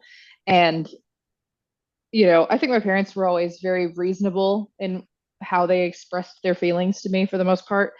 But, it's like I think the more sensitive you are, like, which I think is a girl, it makes you feel more sensitive, and God forbid you're like one of us, and you're just kind of sensitive by nature anyway. And I think that this becomes like I remember having a moment when I was like 13 or 14, and I was so upset. I had made my parents upset about something, and I was upset at myself. And like, if you're hard on yourself, like you've already taken yourself to the whipping post before your parents even find out what you've done. You know what I mean? Yes. And then I remember being in my bedroom and crying so hard that it felt like somebody was taking my shoulder blades and like cranking something between them to tighten them up against each other. And still to this day, when I have these sort of like parent stuff that I'm processing, I feel it like in my shoulder blades and below my shoulder blades. And Damn.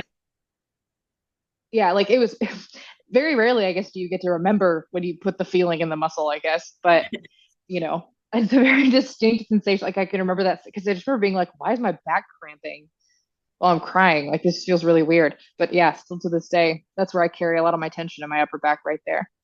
Damn. Um, what do you think about like you? Because I know you to be a pretty sensitive person, sensitive, like not in a, you know, Yeah. Yeah. the Yeah. sensitive person with feelings, who's in touch with their feelings. And what do you think, like, sort of, how does that look for you being like raised with a bunch of boys and then your mother being like similarly connected and sort of composed to you and like character and personality? What's the connection between the sensitivity part and then the like similarity with So mom? you said you thought that your brother, who was like the more sensitive of the three, also Yeah. picked up on this stuff the same way that you Yeah. did. Have you guys Yeah. like talked about that? Have you connected with that? And do you think he's more connected with your mom also than your other brothers? Sorry, it's Ooh. like a compound question. No, it's a great question. It's just also that there's a lot of complicated interpersonal dynamics in my family, and I don't know Ah, how I'll like gotcha. talk about it. But I'd say probably they're also unusually connected, but like it's been really fraught for them. Mhm. Um, but I think I think something I think about a lot is just that there was so much going on in my house. There were just so many people. I mean, I guess in the olden days there were even more people in households and there was even more going on. But like, I don't know. I like a family of six was definitely on the larger side compared to like Mhm. people I knew growing up. And Yeah. yeah, and me and my brothers were just like really active and loud and rough and tumble and stuff. And yeah, it was just like a lot going on in the house all the time. And I think there was something about that where, yeah, as a sensitive kid, I really related to the thing that you said about like not being enough space in a room that your mom was in for you to like I don't know how you said it, be big or be yourself. Like there's just the space in the Yeah. room is taken up. And I feel that way generally, I think about my family yeah, like how it felt when I was little. I still feel that sometimes when I'm around my family. It's like, why would I try to like, there's already so much going on here. It's more like somebody needed to be a janitor than we needed another superstar or something, you know? Yeah. I'll just Mhm. stay here and be nothing and like try to like even out some of the energy in this space, you know? Mhm. So yeah, I think in retrospect there was like a lot of that level of sensitivity is there's a lot going on in the house and I think I was like absorbing a lot. Um Mhm. and like I think all of us kids did to some extent, but like maybe me and my brother in particular. And then it's like manifested very differently for me and him, but it feels like similar levels of like sensitivity and like a teacher of mine said something one time about how there's like a very feminine quality to like attuning to the unspoken pain in any given space. And like Ooh. feminine, it could be the women doing that, but anybody like in touch with there's like a feminine quality that people of any gender can be in touch with. It's just sort of like, what is the pain here that's not sort of getting the attention that it deserves, you know? And Mhm. I think me and that brother probably were like especially attuned to like, guy, like, sort of like, oh, there's a lot going on here that somebody needs to be feeling. Um, Mhm. Yeah, so there's definitely that. And I don't know, a lot of this is things I've sort of pieced together in the last few years. I armored up pretty young, and yeah, I think my brother probably actually armored way less than I did, and so it's almost like he was yeah, maybe absorbing even more of it or some yeah, I don't know. So do you feel like you process stuff like more privately, like reservedly? Yeah. Because I feel like I didn't ever feel a feeling until age 25 that I didn't immediately share with my mother. It's just like so enmeshed. And like I want to, my mother was not abusive. She was spectacular again. But again, she was just big. She was just so big. Like her Yeah, personality was yeah, so big. yeah. And I remember watching the Jeanette McCurdy I'm glad my mom died, like some of the interviews she did around the time that she released that book. And she mentioned like when she was in therapy, she felt like she couldn't say anything bad about her mother because it felt like to reflect poorly on her mother was to reflect poorly on herself because they were like emotionally the same Mm, person. And I mm. remember being like, oh fuck, is that what was going on? Because like I remember at one point one of my friends said, I think your mom has issues with boundaries, and I just jumped down their throat. I was just Yeah, like, yeah, how dare you say that? Like it's just like completely like as though she'd said it about me, yeah, yeah. And it's like only years later that I'm like, yeah, she does a little bit, and also I do. And so, like I caught a stray there, uh, and that was sort of why I had that like big emotional reaction to it. And uh, I think it's like my current boyfriend, like emotionally, he processed stuff like alone, and I don't know how to like. I almost don't know. It took me until like being 20, I would say six, probably to learn to process something alone. I just Mm, like was always giving it to a friend or my mother or somebody, that because I just couldn't, it was like I wouldn't allow myself to do it by myself. Like I didn't trust my own internal judgment of what I was feeling. Mm, Uh, and I wanted a narrative that I could like glom onto. mm, And I was mm. very defensive when people gave me narratives I didn't like. Right, right. um, and I think that especially like when you again you have this sort of like biological mirroring between these parts of your brain and your mother's, where I think for me it was like almost it was nigh impossible for me to like make sense of a bad experience that I had until I was in adulthood without my mother. Mm, mm.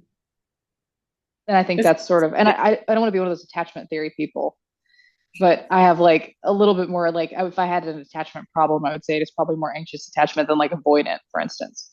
uh, Sorry to interrupt. no, no, no. So it sounds like the kind of processing that you're talking about is pretty verbal and like talking through something. Was it Mm-hmm. also like, would you like cry to your mom or like have big sort of like the emotional side of it? Was that in her presence also? I would say at like the most dire stuff, like top 20% most like emergency have to process something. And because my mother is always like, I don't cry. I've seen my mother cry dozens of times. But that's her thing. She's sticking to it. Like her narrative is that I don't cry. I never cry. It's like, I've seen you cry dozens of times, Sherry. But I'm the same way. I used to always be like, I don't cry. I don't cry. And was fully crying all the time. And I don't think I really, yeah, like to point, I mean, like verbally process because it was like we were agreeing on how we were going to interpret these events. And she was going to help me with that interpretation. And Mm, then I would just not like physically or emotionally process it beyond that. I would stick to this narrative because this is what I wanted to believe. mm, And part of mm. that is because, my mom was like me, but with 30 years of experience, right? On me or whatever. And then also part of that was because that way I didn't have to do the like dangerous judgment sense making of something if I could just stick to her judgment, which I knew to be good. Right, right, right. And that's all well and good until you've atrophied your like judgment muscles, you know. Mm. Yeah, that's super interesting. It's like the dressing like your mom thing, but the judgment version of it. Yeah. Yeah. Do you think we should talk about the eldest daughter syndrome research that you did? Yes, I would love to. So I'm interested to hear how these like actually land for you because you are the eldest daughter in your household, but this is generally like I get the feeling that this pop psychology term is generally only applied to the oldest, like you being the firstborn of the household, or maybe you're just the eldest daughter of like multiple kids underneath you. Right. But I think this is going to be like a little bit maybe too close to home for both of us. So the chick that I got this from, oh, it's funny because I recognized her because she did the Shane Dawson series where she was trying to figure out if Jake Paul was a sociopath, and pretty much every online therapist was like, this woman is a hack who's making shit up for views. But she is a licensed therapist. What's her I name? don't Do you know. want to? I don't know. Okay. I'd have to look her up. She's blonde, and I think she has an interesting voice. Okay. And I'm sure she's not a complete hack. Um, Cool. but she said, number one is you have an overdeveloped sense of responsibility from an early age. You can just hold up a finger, I guess, if this is you. Two, you are an overachiever, you're type A, and you're very driven. I'm kind of a mix on that one. I've like had different phases in my life. I, yeah, I'll do like I'll half. take the hit for where I was when I was young. But yeah, three, you're a worrier by nature, possibly anxious. Four, people pleaser. I would say I used to be that way. I'm probably not as much anymore. Five, you have a hard time placing and maintaining boundaries. Six, you might resent your siblings and your family at large. I'll say it. I don't think. Okay. Seven, you struggle with guilt. for doing things for yourself. And 8, you might struggle in your adult romantic relationships. Nothing more specific than that, but she'd say struggle in adult romantic relationships. I was like, That's a really hard one to like. Well, I'm gonna say no for that one. So I think I landed on 5.5 out of what was yeah, it, 7 or 8? 8 out of 8. Okay, what was yours? What was your score? I think I ended up at like 6.5. I'd say Yeah, 6.5 feels about yeah. fair. And this is like a pop because EDS, eldest daughter syndrome, is obviously not in the DSM. This is just like she said it was a term that was coined to describe problems consistent among eldest daughters, and I was like, that are self-describing on TikTok, I might add. But Yeah. Yeah, it is yeah, worth it is worth mentioning that like I tend to like gravitate towards people who are also older siblings, like in friends, and it's very rare that I like have a consistent long-term friendship with somebody who is not also the eldest, either daughter or person in their household interesting. for whatever reason. Yeah, I think the things that like ring truest for me there, maybe based on just some like cursory conversations with friends on this topic, is like the sense of responsibility, the like self-sacrificing quality and the guilt. Um, I would be really curious to talk to my oldest brother and like sort of just like compare notes with him about how much we both feel that. Because he had way more of like having to like babysit his younger siblings, having had like the strictest rules, and then like watching by the time I was going through, they were like not paying any attention anymore, you know? Yeah.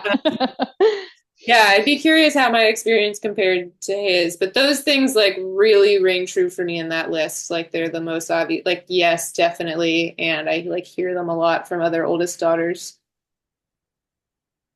Yeah, I think for me, responsibility, um, to be like a worrier, especially, and like Yeah. hard time placing and maintaining boundaries. That I think that's something I'm a lot better at now, but I used to really, really struggle with.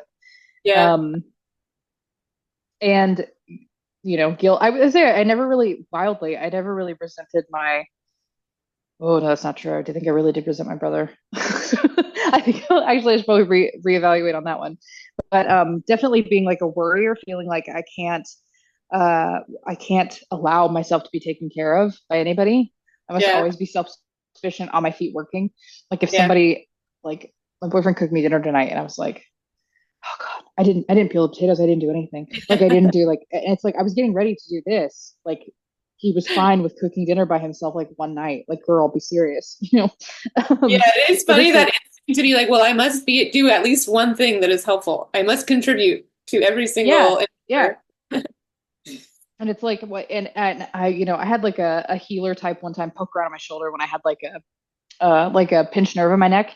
And she was like, "Oh, it seems that you've really overdeveloped the masculine and you've very much like not developed the feminine, that you like have not worked on that." And I was like, "How do you know that?" By like poking around on my shoulder, girl. Like, but it's like part of that is also I think like a sort of like my mom is, was the provider, and the idea that I might like lie resplendent on a chaise lounge while somebody takes care of me is like completely antithetical to my idea of what being a woman or a mother or like a person is.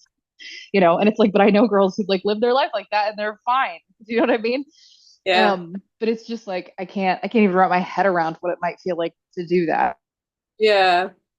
to work on. Because sometimes like because she also prescribed 5 things of how to heal eldest daughter syndrome, which I thought you would also find interesting.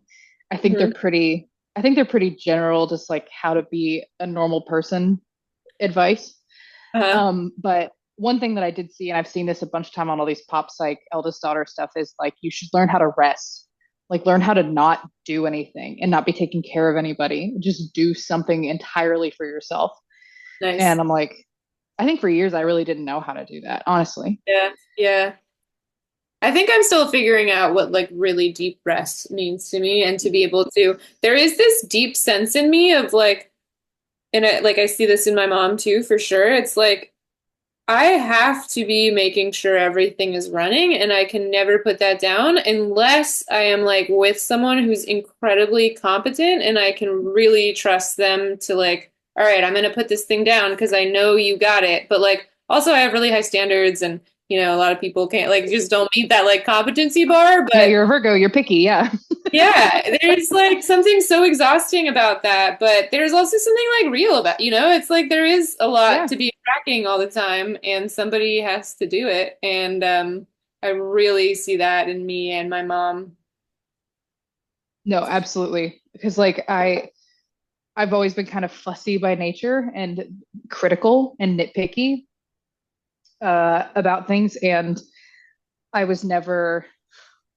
My mom is the queen of like, just let me do it. Like, just let me do it. Like, she'll work herself like her fingers to the bone, just as long as it's done right the first time, and she doesn't have to worry about it, And I always think about like this always seems to come up with terms of like weaponized incompetence, Mm, But it's like to be in a relationship where I feel like I can actually like just like let somebody else take care of something for once. It's yeah. like it's like just a completely unique sensation to like anything else. Yeah. I've felt like I've been in very few social situations ever where I didn't feel like I would have to immediately, or I didn't have to feel like I had to be prepared at some point to like snap, come awake, and be the adult in the room, Totally. Yeah. even when like intoxicated. Yeah. Yeah. Like, Yeah. Yeah. Totally. Yeah, totally. There's a thing where like it's so nice when it happens, when I have those opportunities to be like, oh, this person's got it, and they're like happy to do it, and they like I really like trust them to have it. There is a way that I feel my system relax so fully where I'm like, oh, I can relax. It's just sort of like this is what it takes, and it's kind of rare, but mhm. there's and something in me craves that so much. It's just that like reciprocity and like exchange of effort and stuff. I'm like so happy to do a lot of work and really contribute, but it's so nice when I do have that like seasonality and reciprocity built in to a connection. Something else that's coming up for me is like, and I don't know how much this is an eldest daughter thing versus I just notice women doing it a lot more.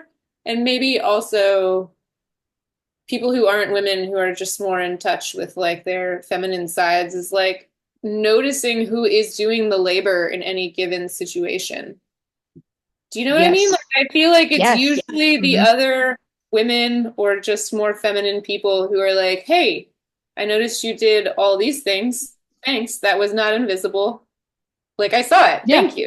Like that was super absolutely. important and somebody had to do it and you did it and thanks. Yeah, absolutely. And I think it's so funny because I wonder how many women like don't understand that that's something that's just kind of built into them.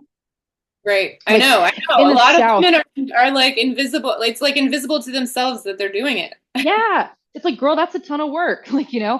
And Yeah. I growing in the South, everybody like it's very important that you be a good hostess. It's very important that that's a skill set that you have and that you command, that Hmm. when somebody enters your home, do you want something to drink? Can I offer you somewhere to sit? Here, let me point a fan your direction, that kind of stuff. And it's like I think about how many women like welcomed me into their home and then threw a huge fuss about it, and then we're like, oh no, this is just what we do. And it's like, no, no, no, girl, that's work. you know?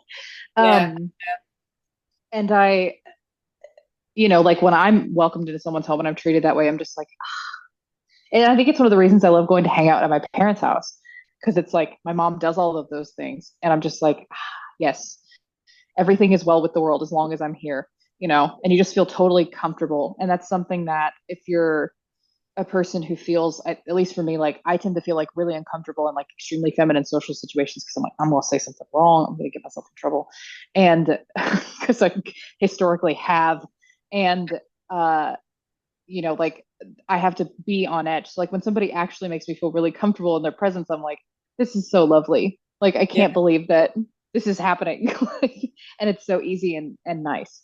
Like comfortable to just be your full self. Yeah. And also just to feel like I don't have to be attending to everybody in the room Yeah. because Yeah. somebody else is like there was a girl I went to college with, Joanne, and Joanne was the other probably like type A alpha bitch in the department. It was she and I. And without meaning to, for like years on end, we would have like two or three big theater parties a year. And these were always blowouts at the end of a show. So there's a lot of heavy drinking and there were a lot of people. So like probably 50, maybe even 60 people in a house, and a lot of underage and legal drinking. So without meaning to for years on end. We would with in each party, like this party, I would get super drunk and Joanne would kind of stay sober and be in charge. And then the next party, she would get super drunk and I would kind of stay sober and stay in charge. And we never talked about it until we were like seniors getting ready to graduate. And I was like, have you noticed that we never both are like blackout at the same time? And she was like, yeah, wait, what is that? And I was like, I don't know. But just like one of us would always at some point just like see where the other one was at and then just kind of adjust.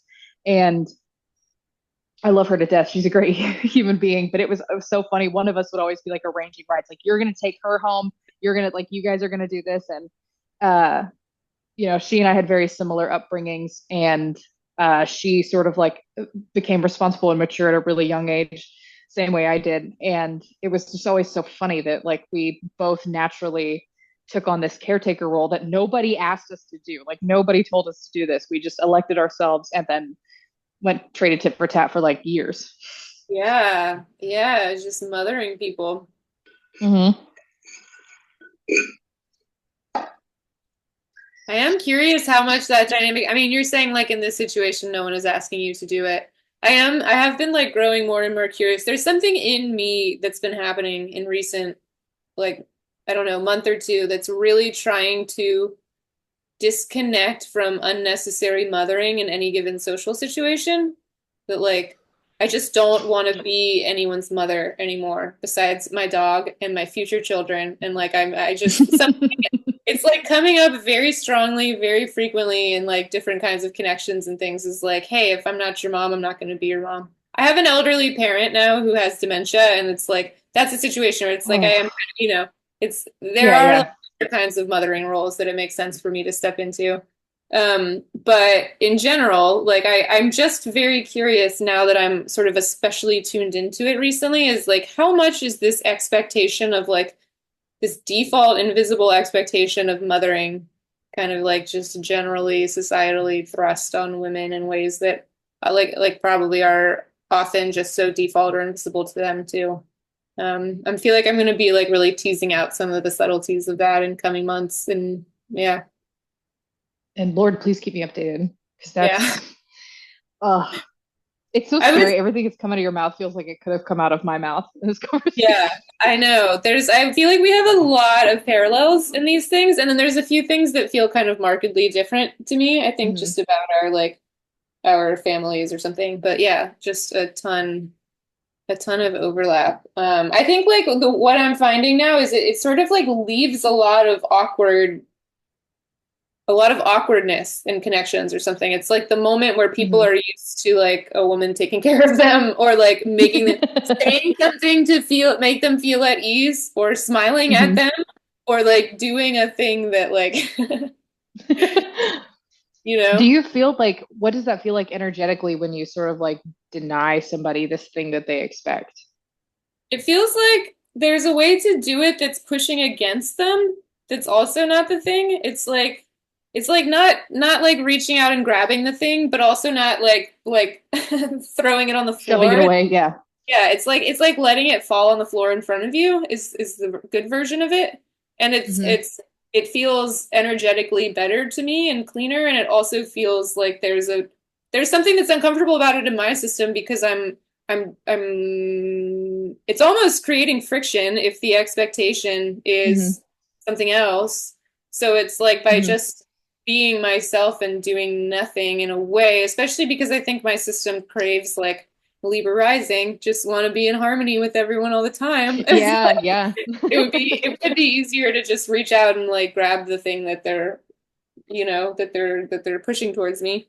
So it feels both comfortable and like, oh, I didn't want to do it, so I didn't do it, and then also uncomfortable. And yeah, I feel like one of the louder energetic qualities about it to me is just like an awkwardness of the default expectation not being met. Yeah. It's funny because I actually wrote down something that feels like attached to this, where I mentioned like for me, I would feel like in like people who wanted me to mother them were like engaging in some kind of selfishness because I felt like I couldn't ask that of anybody. So then I Mm. would become like resentful of people who wanted that kind of like energy or attachment at the same time that I was like felt relief that I was like falling into this like comforting pattern where I was like giving, giving, giving, and never asking for anything in return. And like I Interesting. knew that that was like shadowy at the time that I would get into it. Yeah. Yeah. Because like I had a coworker who was like 22 at my last job, young woman, uh, who let's just say was like trying to figure out how to be feminine for the first time. Is maybe a delicate way to put this. And she asked me, if she asked me one question, she asked me 600. And there were so many times where I was like, I think I'm really just doing like the fairy godmother gig for this person. And then there would be certain times where I was like, I can't give you this answer. Like I guess I could tell you what eyeliner to buy, but I can't tell you how to live your life, you know? And I could feel that they were sort of like, that she was sort of like glomming onto me with this like sort of like mothering thing, like, please give me the objectively correct judgment and let me use your judgment in place of mine. And I was like, and I'm glad I was old enough and wise enough when this happened that I was able to like ping that that's what was going on here, Yeah. because I would have hated for this to have like gone on for like I knew this person for like 2 years, you know, worked with them every single day. And if I had never found any separation from that, I think that could have become extremely unhealthy for both of us, mainly for them. But uh yeah, it's like there is this like wild thing where you know, like I feel envious of their ability to like put somebody in that exalted mothering position and Mm, resentful of them for putting me in it at the same time. mm, Does mm. that land for you at all? Does any of that make sense? Yeah. Yeah. Let me think about like what my version of that is.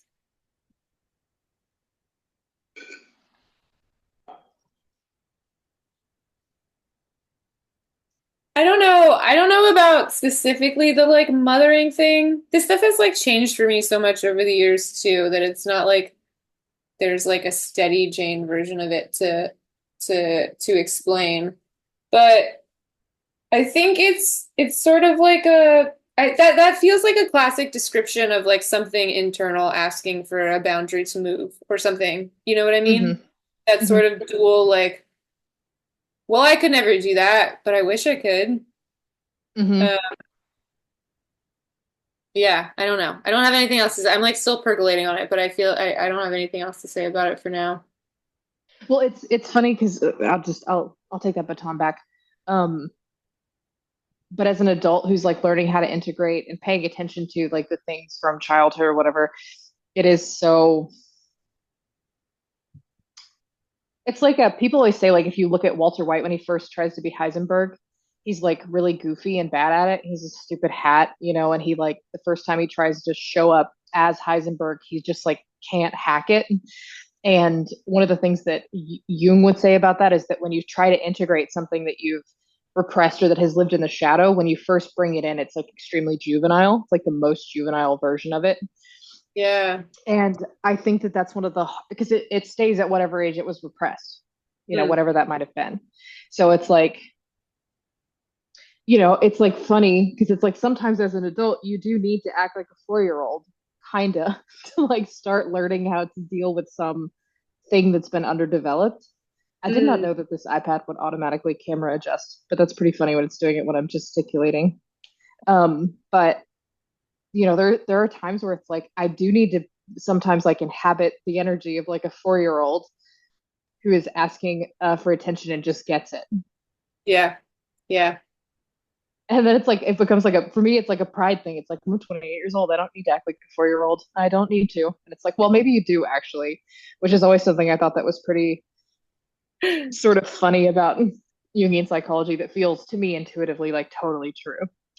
Yeah, that's interesting. Okay, now I know what my version of it is. It's embarrassing, and it's like been coming up very strongly recently. It's like a part that wants to be cared for in a certain way so badly, and then it wants to like get that and then just like completely receive. It's like I want the very young child version of it, which is like to just receive so much care and attention and give none back in exchange. No, that's so yeah, there's something to that. Get Yeah. sick, get really sick, and have to have somebody come hang out with you and take care of you. I used to like love being sick for that reason. Really? Yeah, it was like then I could just like unapologetically like ask for so much care. And I think it was a time when I felt really close to my mom. Like she would really like take care of me in a way that was like, oh, let's do this more. No, I know exactly what you mean. 'Cause, like I Yeah. hate being sick. I feel pathetic and I hate it. And I'm like I'm just not sick very often anyway, like under the best like all circumstances. Like I think having COVID is like really the sickest I've been in like the last decade or whatever. Nice. Um, but it was like God, the way my mother like bent over backwards when I was sick, it was like lovely. It kind of it to me it like it makes me sort of like intuitively understand like sharp objects or stories that really use Munchausen by proxy. Um, or Munchausen's as like a plot device. Like I can sort of intuitively understand why it might feel pleasant to be wildly sick because then you get all this love and care that you otherwise feel like you can't really ask for. Have you ever seen Sharp Objects? No, it's on my list. I've seen Ken like rave about it, so it's on my list, but I haven't You'll, gotten to it yet. if you don't love it, I'll eat my socks. You'll love Yeah. it. You will love it.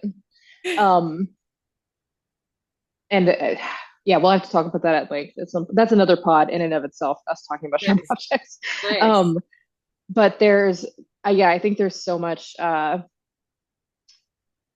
built up around like when you're growing up and you're hitting these different development milestones, like how much comfort do you have, not just because of your relationship with your parent, but also like where you are in a developmental stage, like asking for care or love or attention or affection or whatever it is, you know. And at some point, I got I got it in my head that I was going to be a good little soldier and I was going to ask for as little as possible.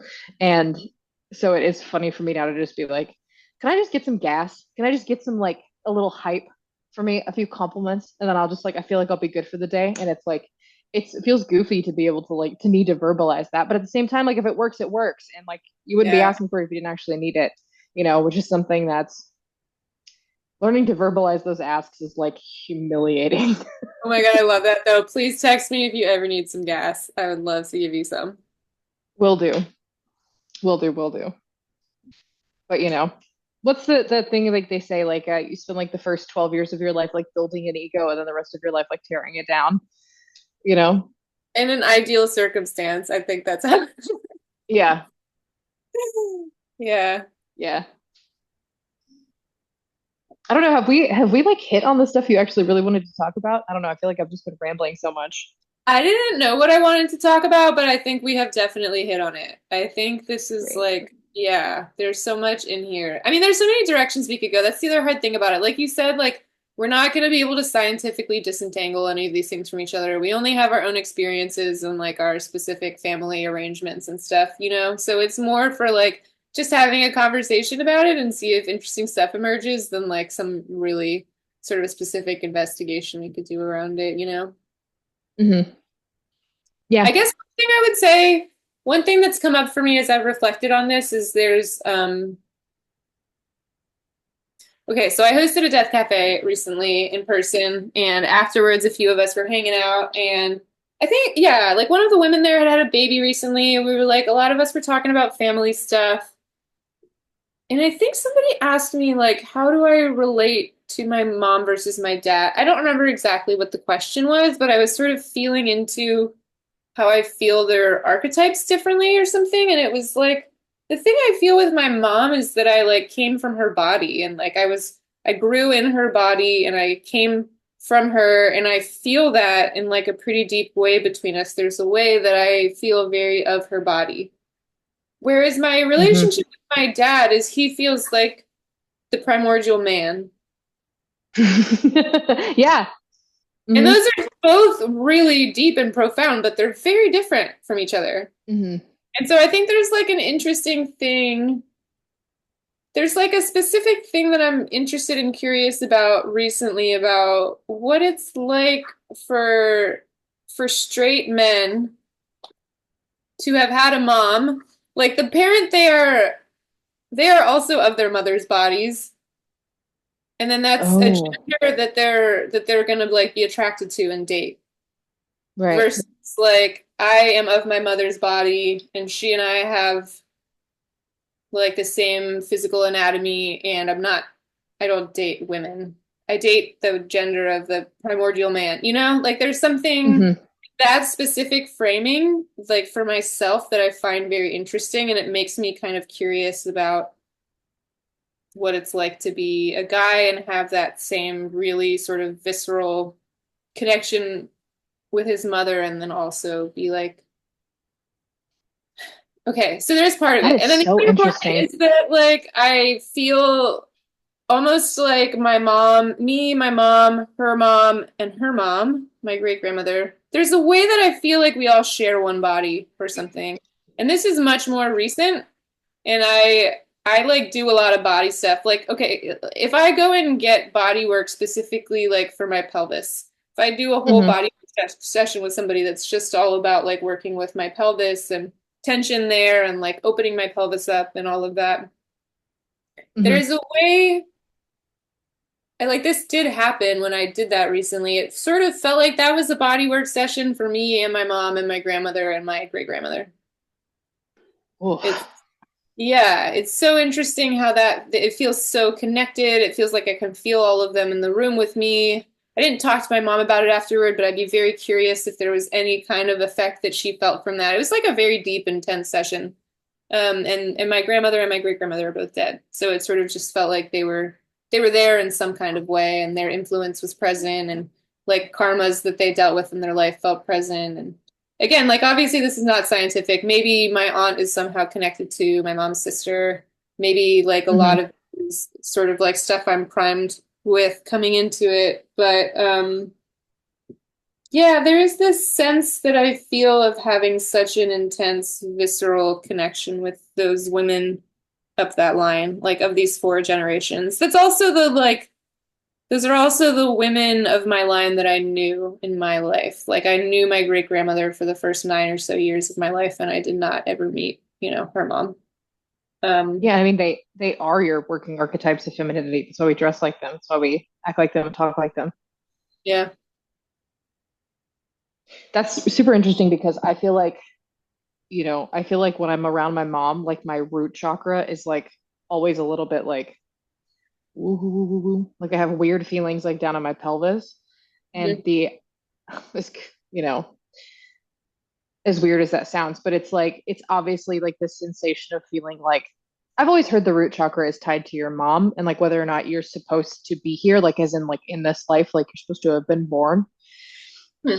And honestly, I'm gonna be honest, I'm not up on the chakras. I don't know much about the chakras. Sorry. Um, but to me, I think so much about my capacity for childbirth as like fundamental to my idea of like my sex as being female.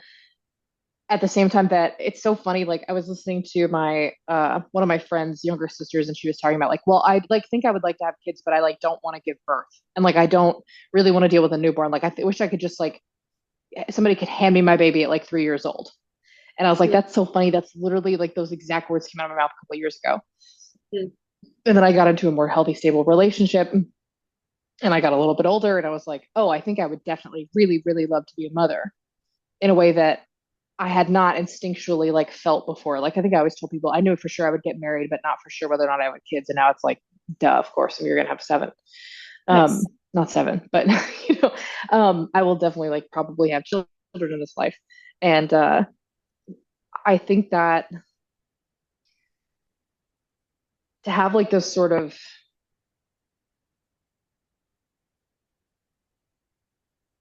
releases around my own mother, like when I have these sort of like it feels like the knots sort of come undone, and I understand that I want for myself the same kind of family that she built, and to have like a sort of like wise understanding of what it means to be a mother rather than like a naive one. It's Mm. like a brave trust versus naive trust. It's like the idea that I do at this point as like a 28-year-old have a much greater understanding of what it would feel like to be a mother at 28 rather than what I felt at like 24, which is when I would have said something like, I just don't want to carry the baby or I just don't want to have a newborn. And all of those things feel like super scary. And then at some point, like you sort of understand even more viscerally like how terrifying it must be to like carry a baby for 9 months and then deliver it and then for it to literally subsist off of your body for the first like year of its life, year and some change. Um, and to want it in a way that you didn't previously, it sort of reminds me of what you were saying about like where you were like extremely close with your mother and then you sort of backed off and then you kind of came back together. It was like a different understanding. It feels like to me that exact same sort of like tension, relaxation, good God, relaxation, and then like back to the sort of tension again. And I mean, you're a body worker, you know all about tension and release. And I think, I don't know, for me, it feels like a very like psychological thing that like works its way into the body. Does that make sense? Does any The of that what's make the sense? tension? What's the tension release tension again? Like what's the tension in that example?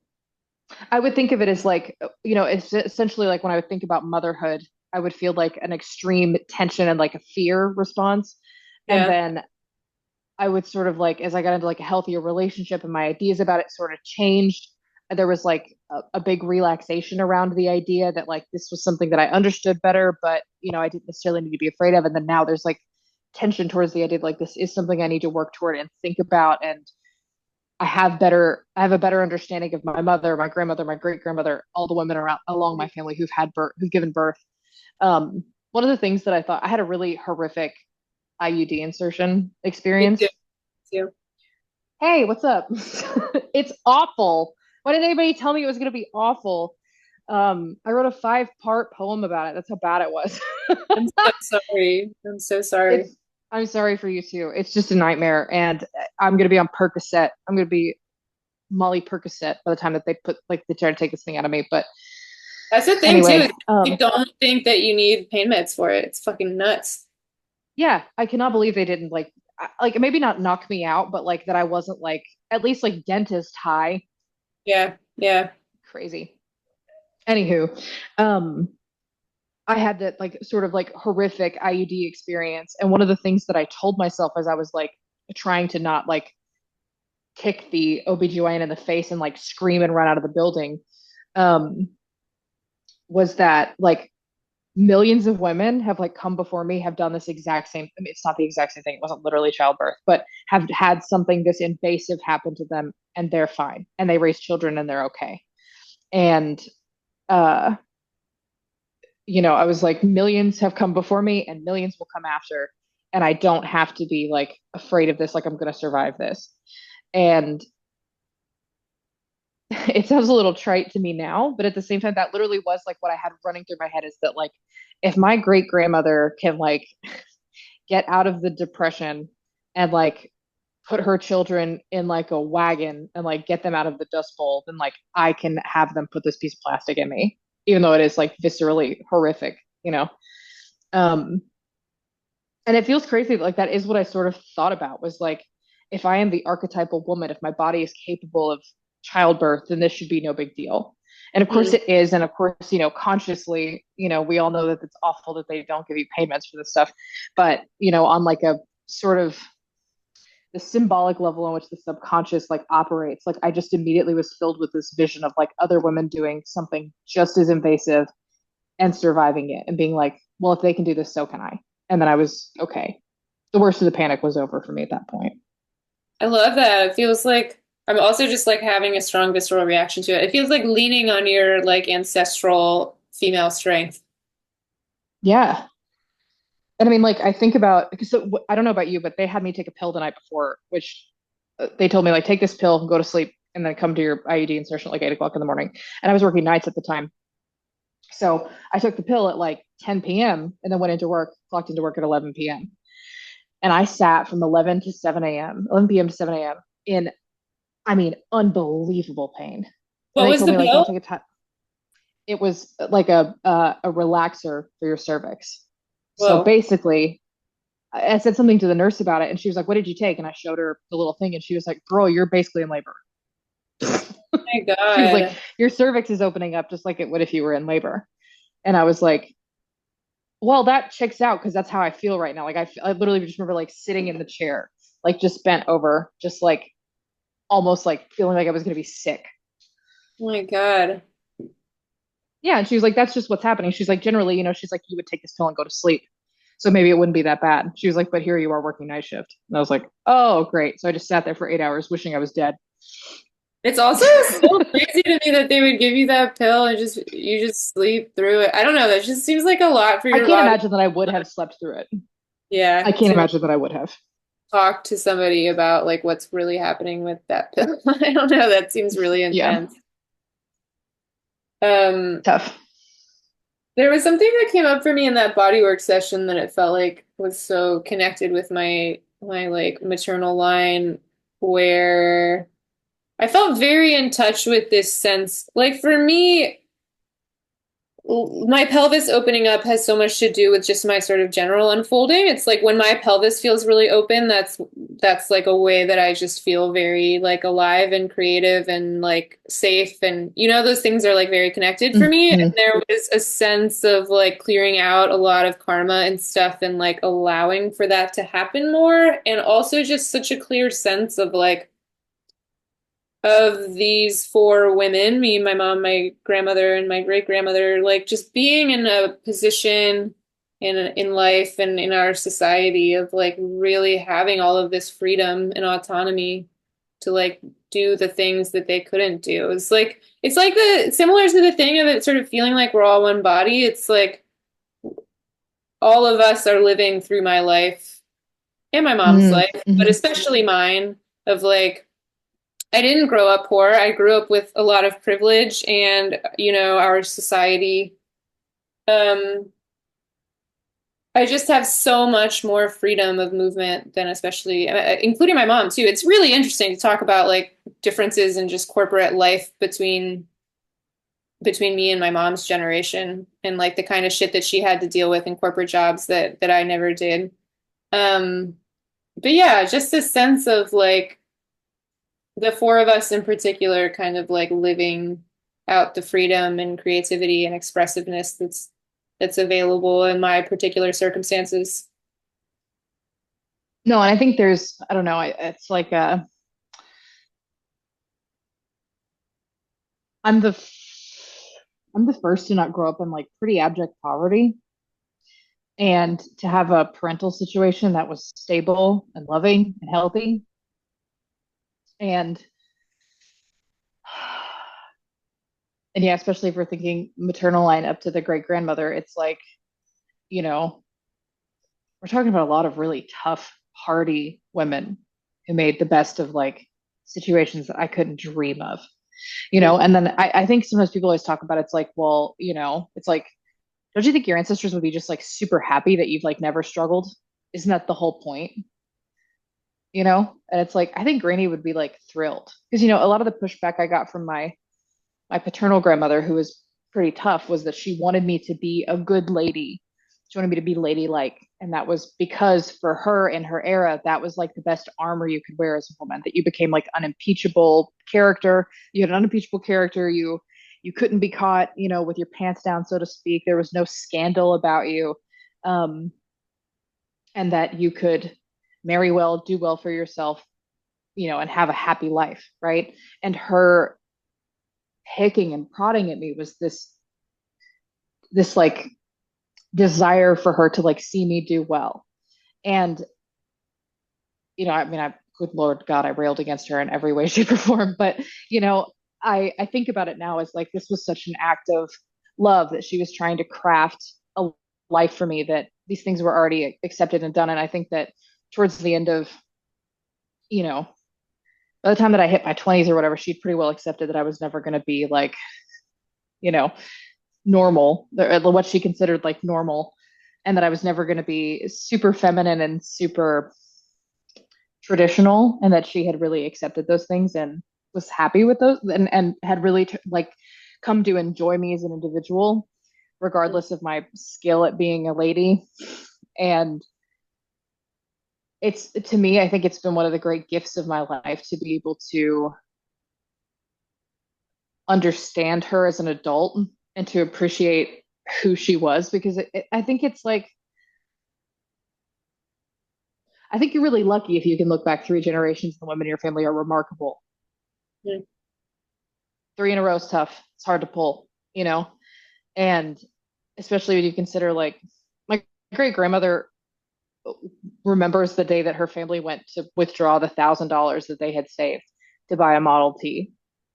And it was the day that the banks crashed and the markets crashed and the banks were empty and there was no money. Mm. And her husband, her first husband died because he was driving down the road. He had his arm out, was doing like the dolphin thing, and a semi caught his arm, ripped it off, and he bled out in the cab of her truck. And then she took the money from his settlement and bought a house, bought the land that my grandmother still lives on. And it's Wow. like, you know, I can't imagine a run of luck like that. Like, I can't imagine what it's like to live up, literally sewing your siblings' clothes out of flour sacks, you know? Mm. And that's my mother was in her ovaries when all of this was happening to her. Is that not the craziest thing, you know? Mm. And I think it's such a gift to be connected, I think, to the women in your family in like a positive way. And I really like my heart truly aches and hurts for people who have, really fraught relationships with their mothers and like mother wounds or whatever you want to call it.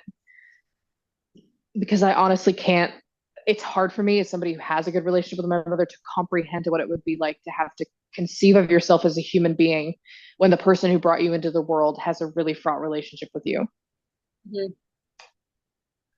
And like your DNA stays in your mother for like years and years and years after you're delivered. Hmm. Um, and that's what they sort of attribute neurologically mother's intuition to being is that like some of the baby cells are literally attached to your brain and will be there and you'll be a chimera until you're dead.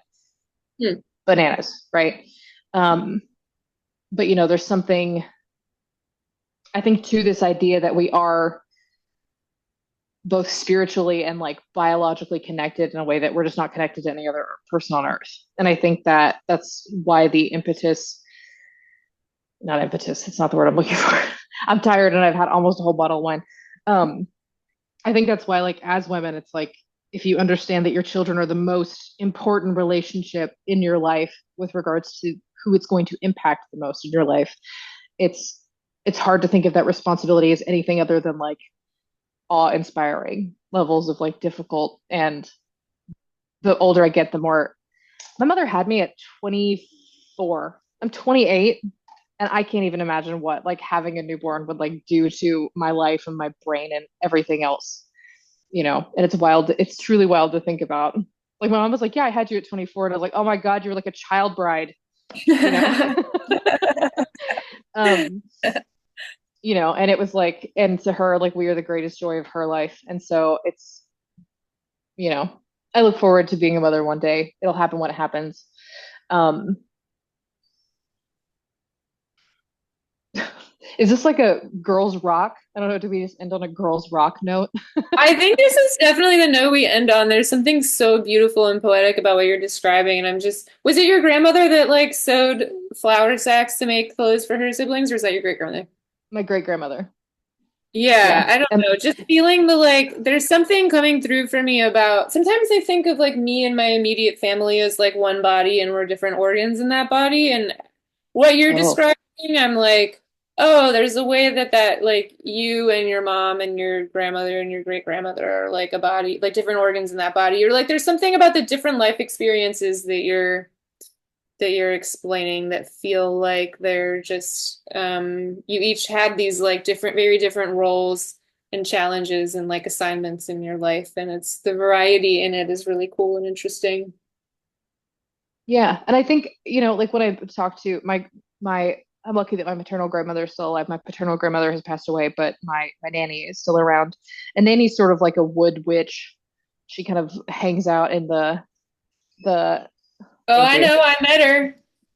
Oh I've yeah, been on that's right. You I've did, been didn't on you? this family land, right? The one that you're talking about for the Yeah. settlement. That's where I've Yeah, been. yeah, yeah. That was my great grandmother bought that land with the settlement and we still own it. And Your I grandparents hope I are so cute. Oh my God.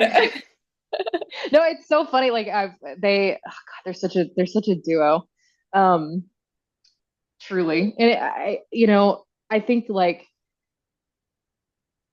if you asked Nanny, like, have you done anything remarkable with your life? She'd be like, no. Like, pfft. And I'm like, you have like held this lineage of like this like insanely proud woman, and you are still on the same land she bought. You've like kept it, and she's so connected to the land and the people in her family. And I do feel like if there's a person in my family besides my mother that I'm most like, probably is Nanny. And it's just because Nanny will call me on like a random 3 p.m. on a Tuesday when I'm upset and be like, hey, I was just thinking about you. And I'm like, how do it's the same thing. She's also a Virgo. Go figure. But she spends a lot of her time like walking around in the woods, and she always finds arrowheads. She's really good at finding arrowheads. And um, like when I go home to Ozark and I walk around in the fields, because I always do, and I just sort of listen to the wind in the trees or whatever, I just get this deep, undeniable sense that like this is like home. Even though I Yeah. wasn't raised there, I saw it on the weekends or whatever, that like this is like my land, and this is where I'm like supposed to be. And that's something that's so strange to somebody who grew up in the suburbs. But like I live in, I get around there, and I get around the pond where we had a family dog who would always roll in cow shit and then jump in the pond. And that was like his spot. And we had a big barn cat that like killed a raccoon once. And Whoa. it's this is it. Mm. And I think it's cool. I think I loved what you said about feeling like you have sort of like come back to the things about your mother that you can embody, and having like decisiveness and tact. And I think that's so neat. And I hope that all of us, however fraught our relationships are with our mother, like are able to take the best of her into ourselves. Because I mean, that's how you live forever, right? Mm. Totally. I'm really feeling it now as we talk about some of these stories. It's just like, oh, they're like here with us as we talk about them. Hmm. Hmm. I They love always that they're say, bringing the best of them in too. It's nice. It's like things that when I was younger, would have picked apart as flaws in my parents or something. It's like really coming to appreciate the beauty of the thing.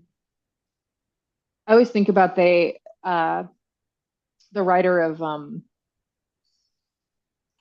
Mad Men. I saw an interview with him, and he was talking about, somebody asked him, like, what's the thing that you hope to leave behind? And he was like, well, as a man, that you're never supposed to write anything about Napoleon, because as a man, that means that you have written something about what you're afraid you're going to leave behind. So Napoleon is like the mark of the subject matter that you find interesting as you're a man and you reach middle age. And he said, and the reason that men always do this, and they find this sort of like odd thing that they need to write about. And as somebody who just saw Megalopolis, I think this is Francis Ford Coppola's version of the same thing. He said, men don't have children, they don't bear children. And so, Mm. in some sense, they don't have that attachment to immortality that women do. Huh. And he's talking about this from a male perspective, but I was like, is that kind of what the women in my family have had? Did they have some sense of that when they were living? I wonder. Yeah.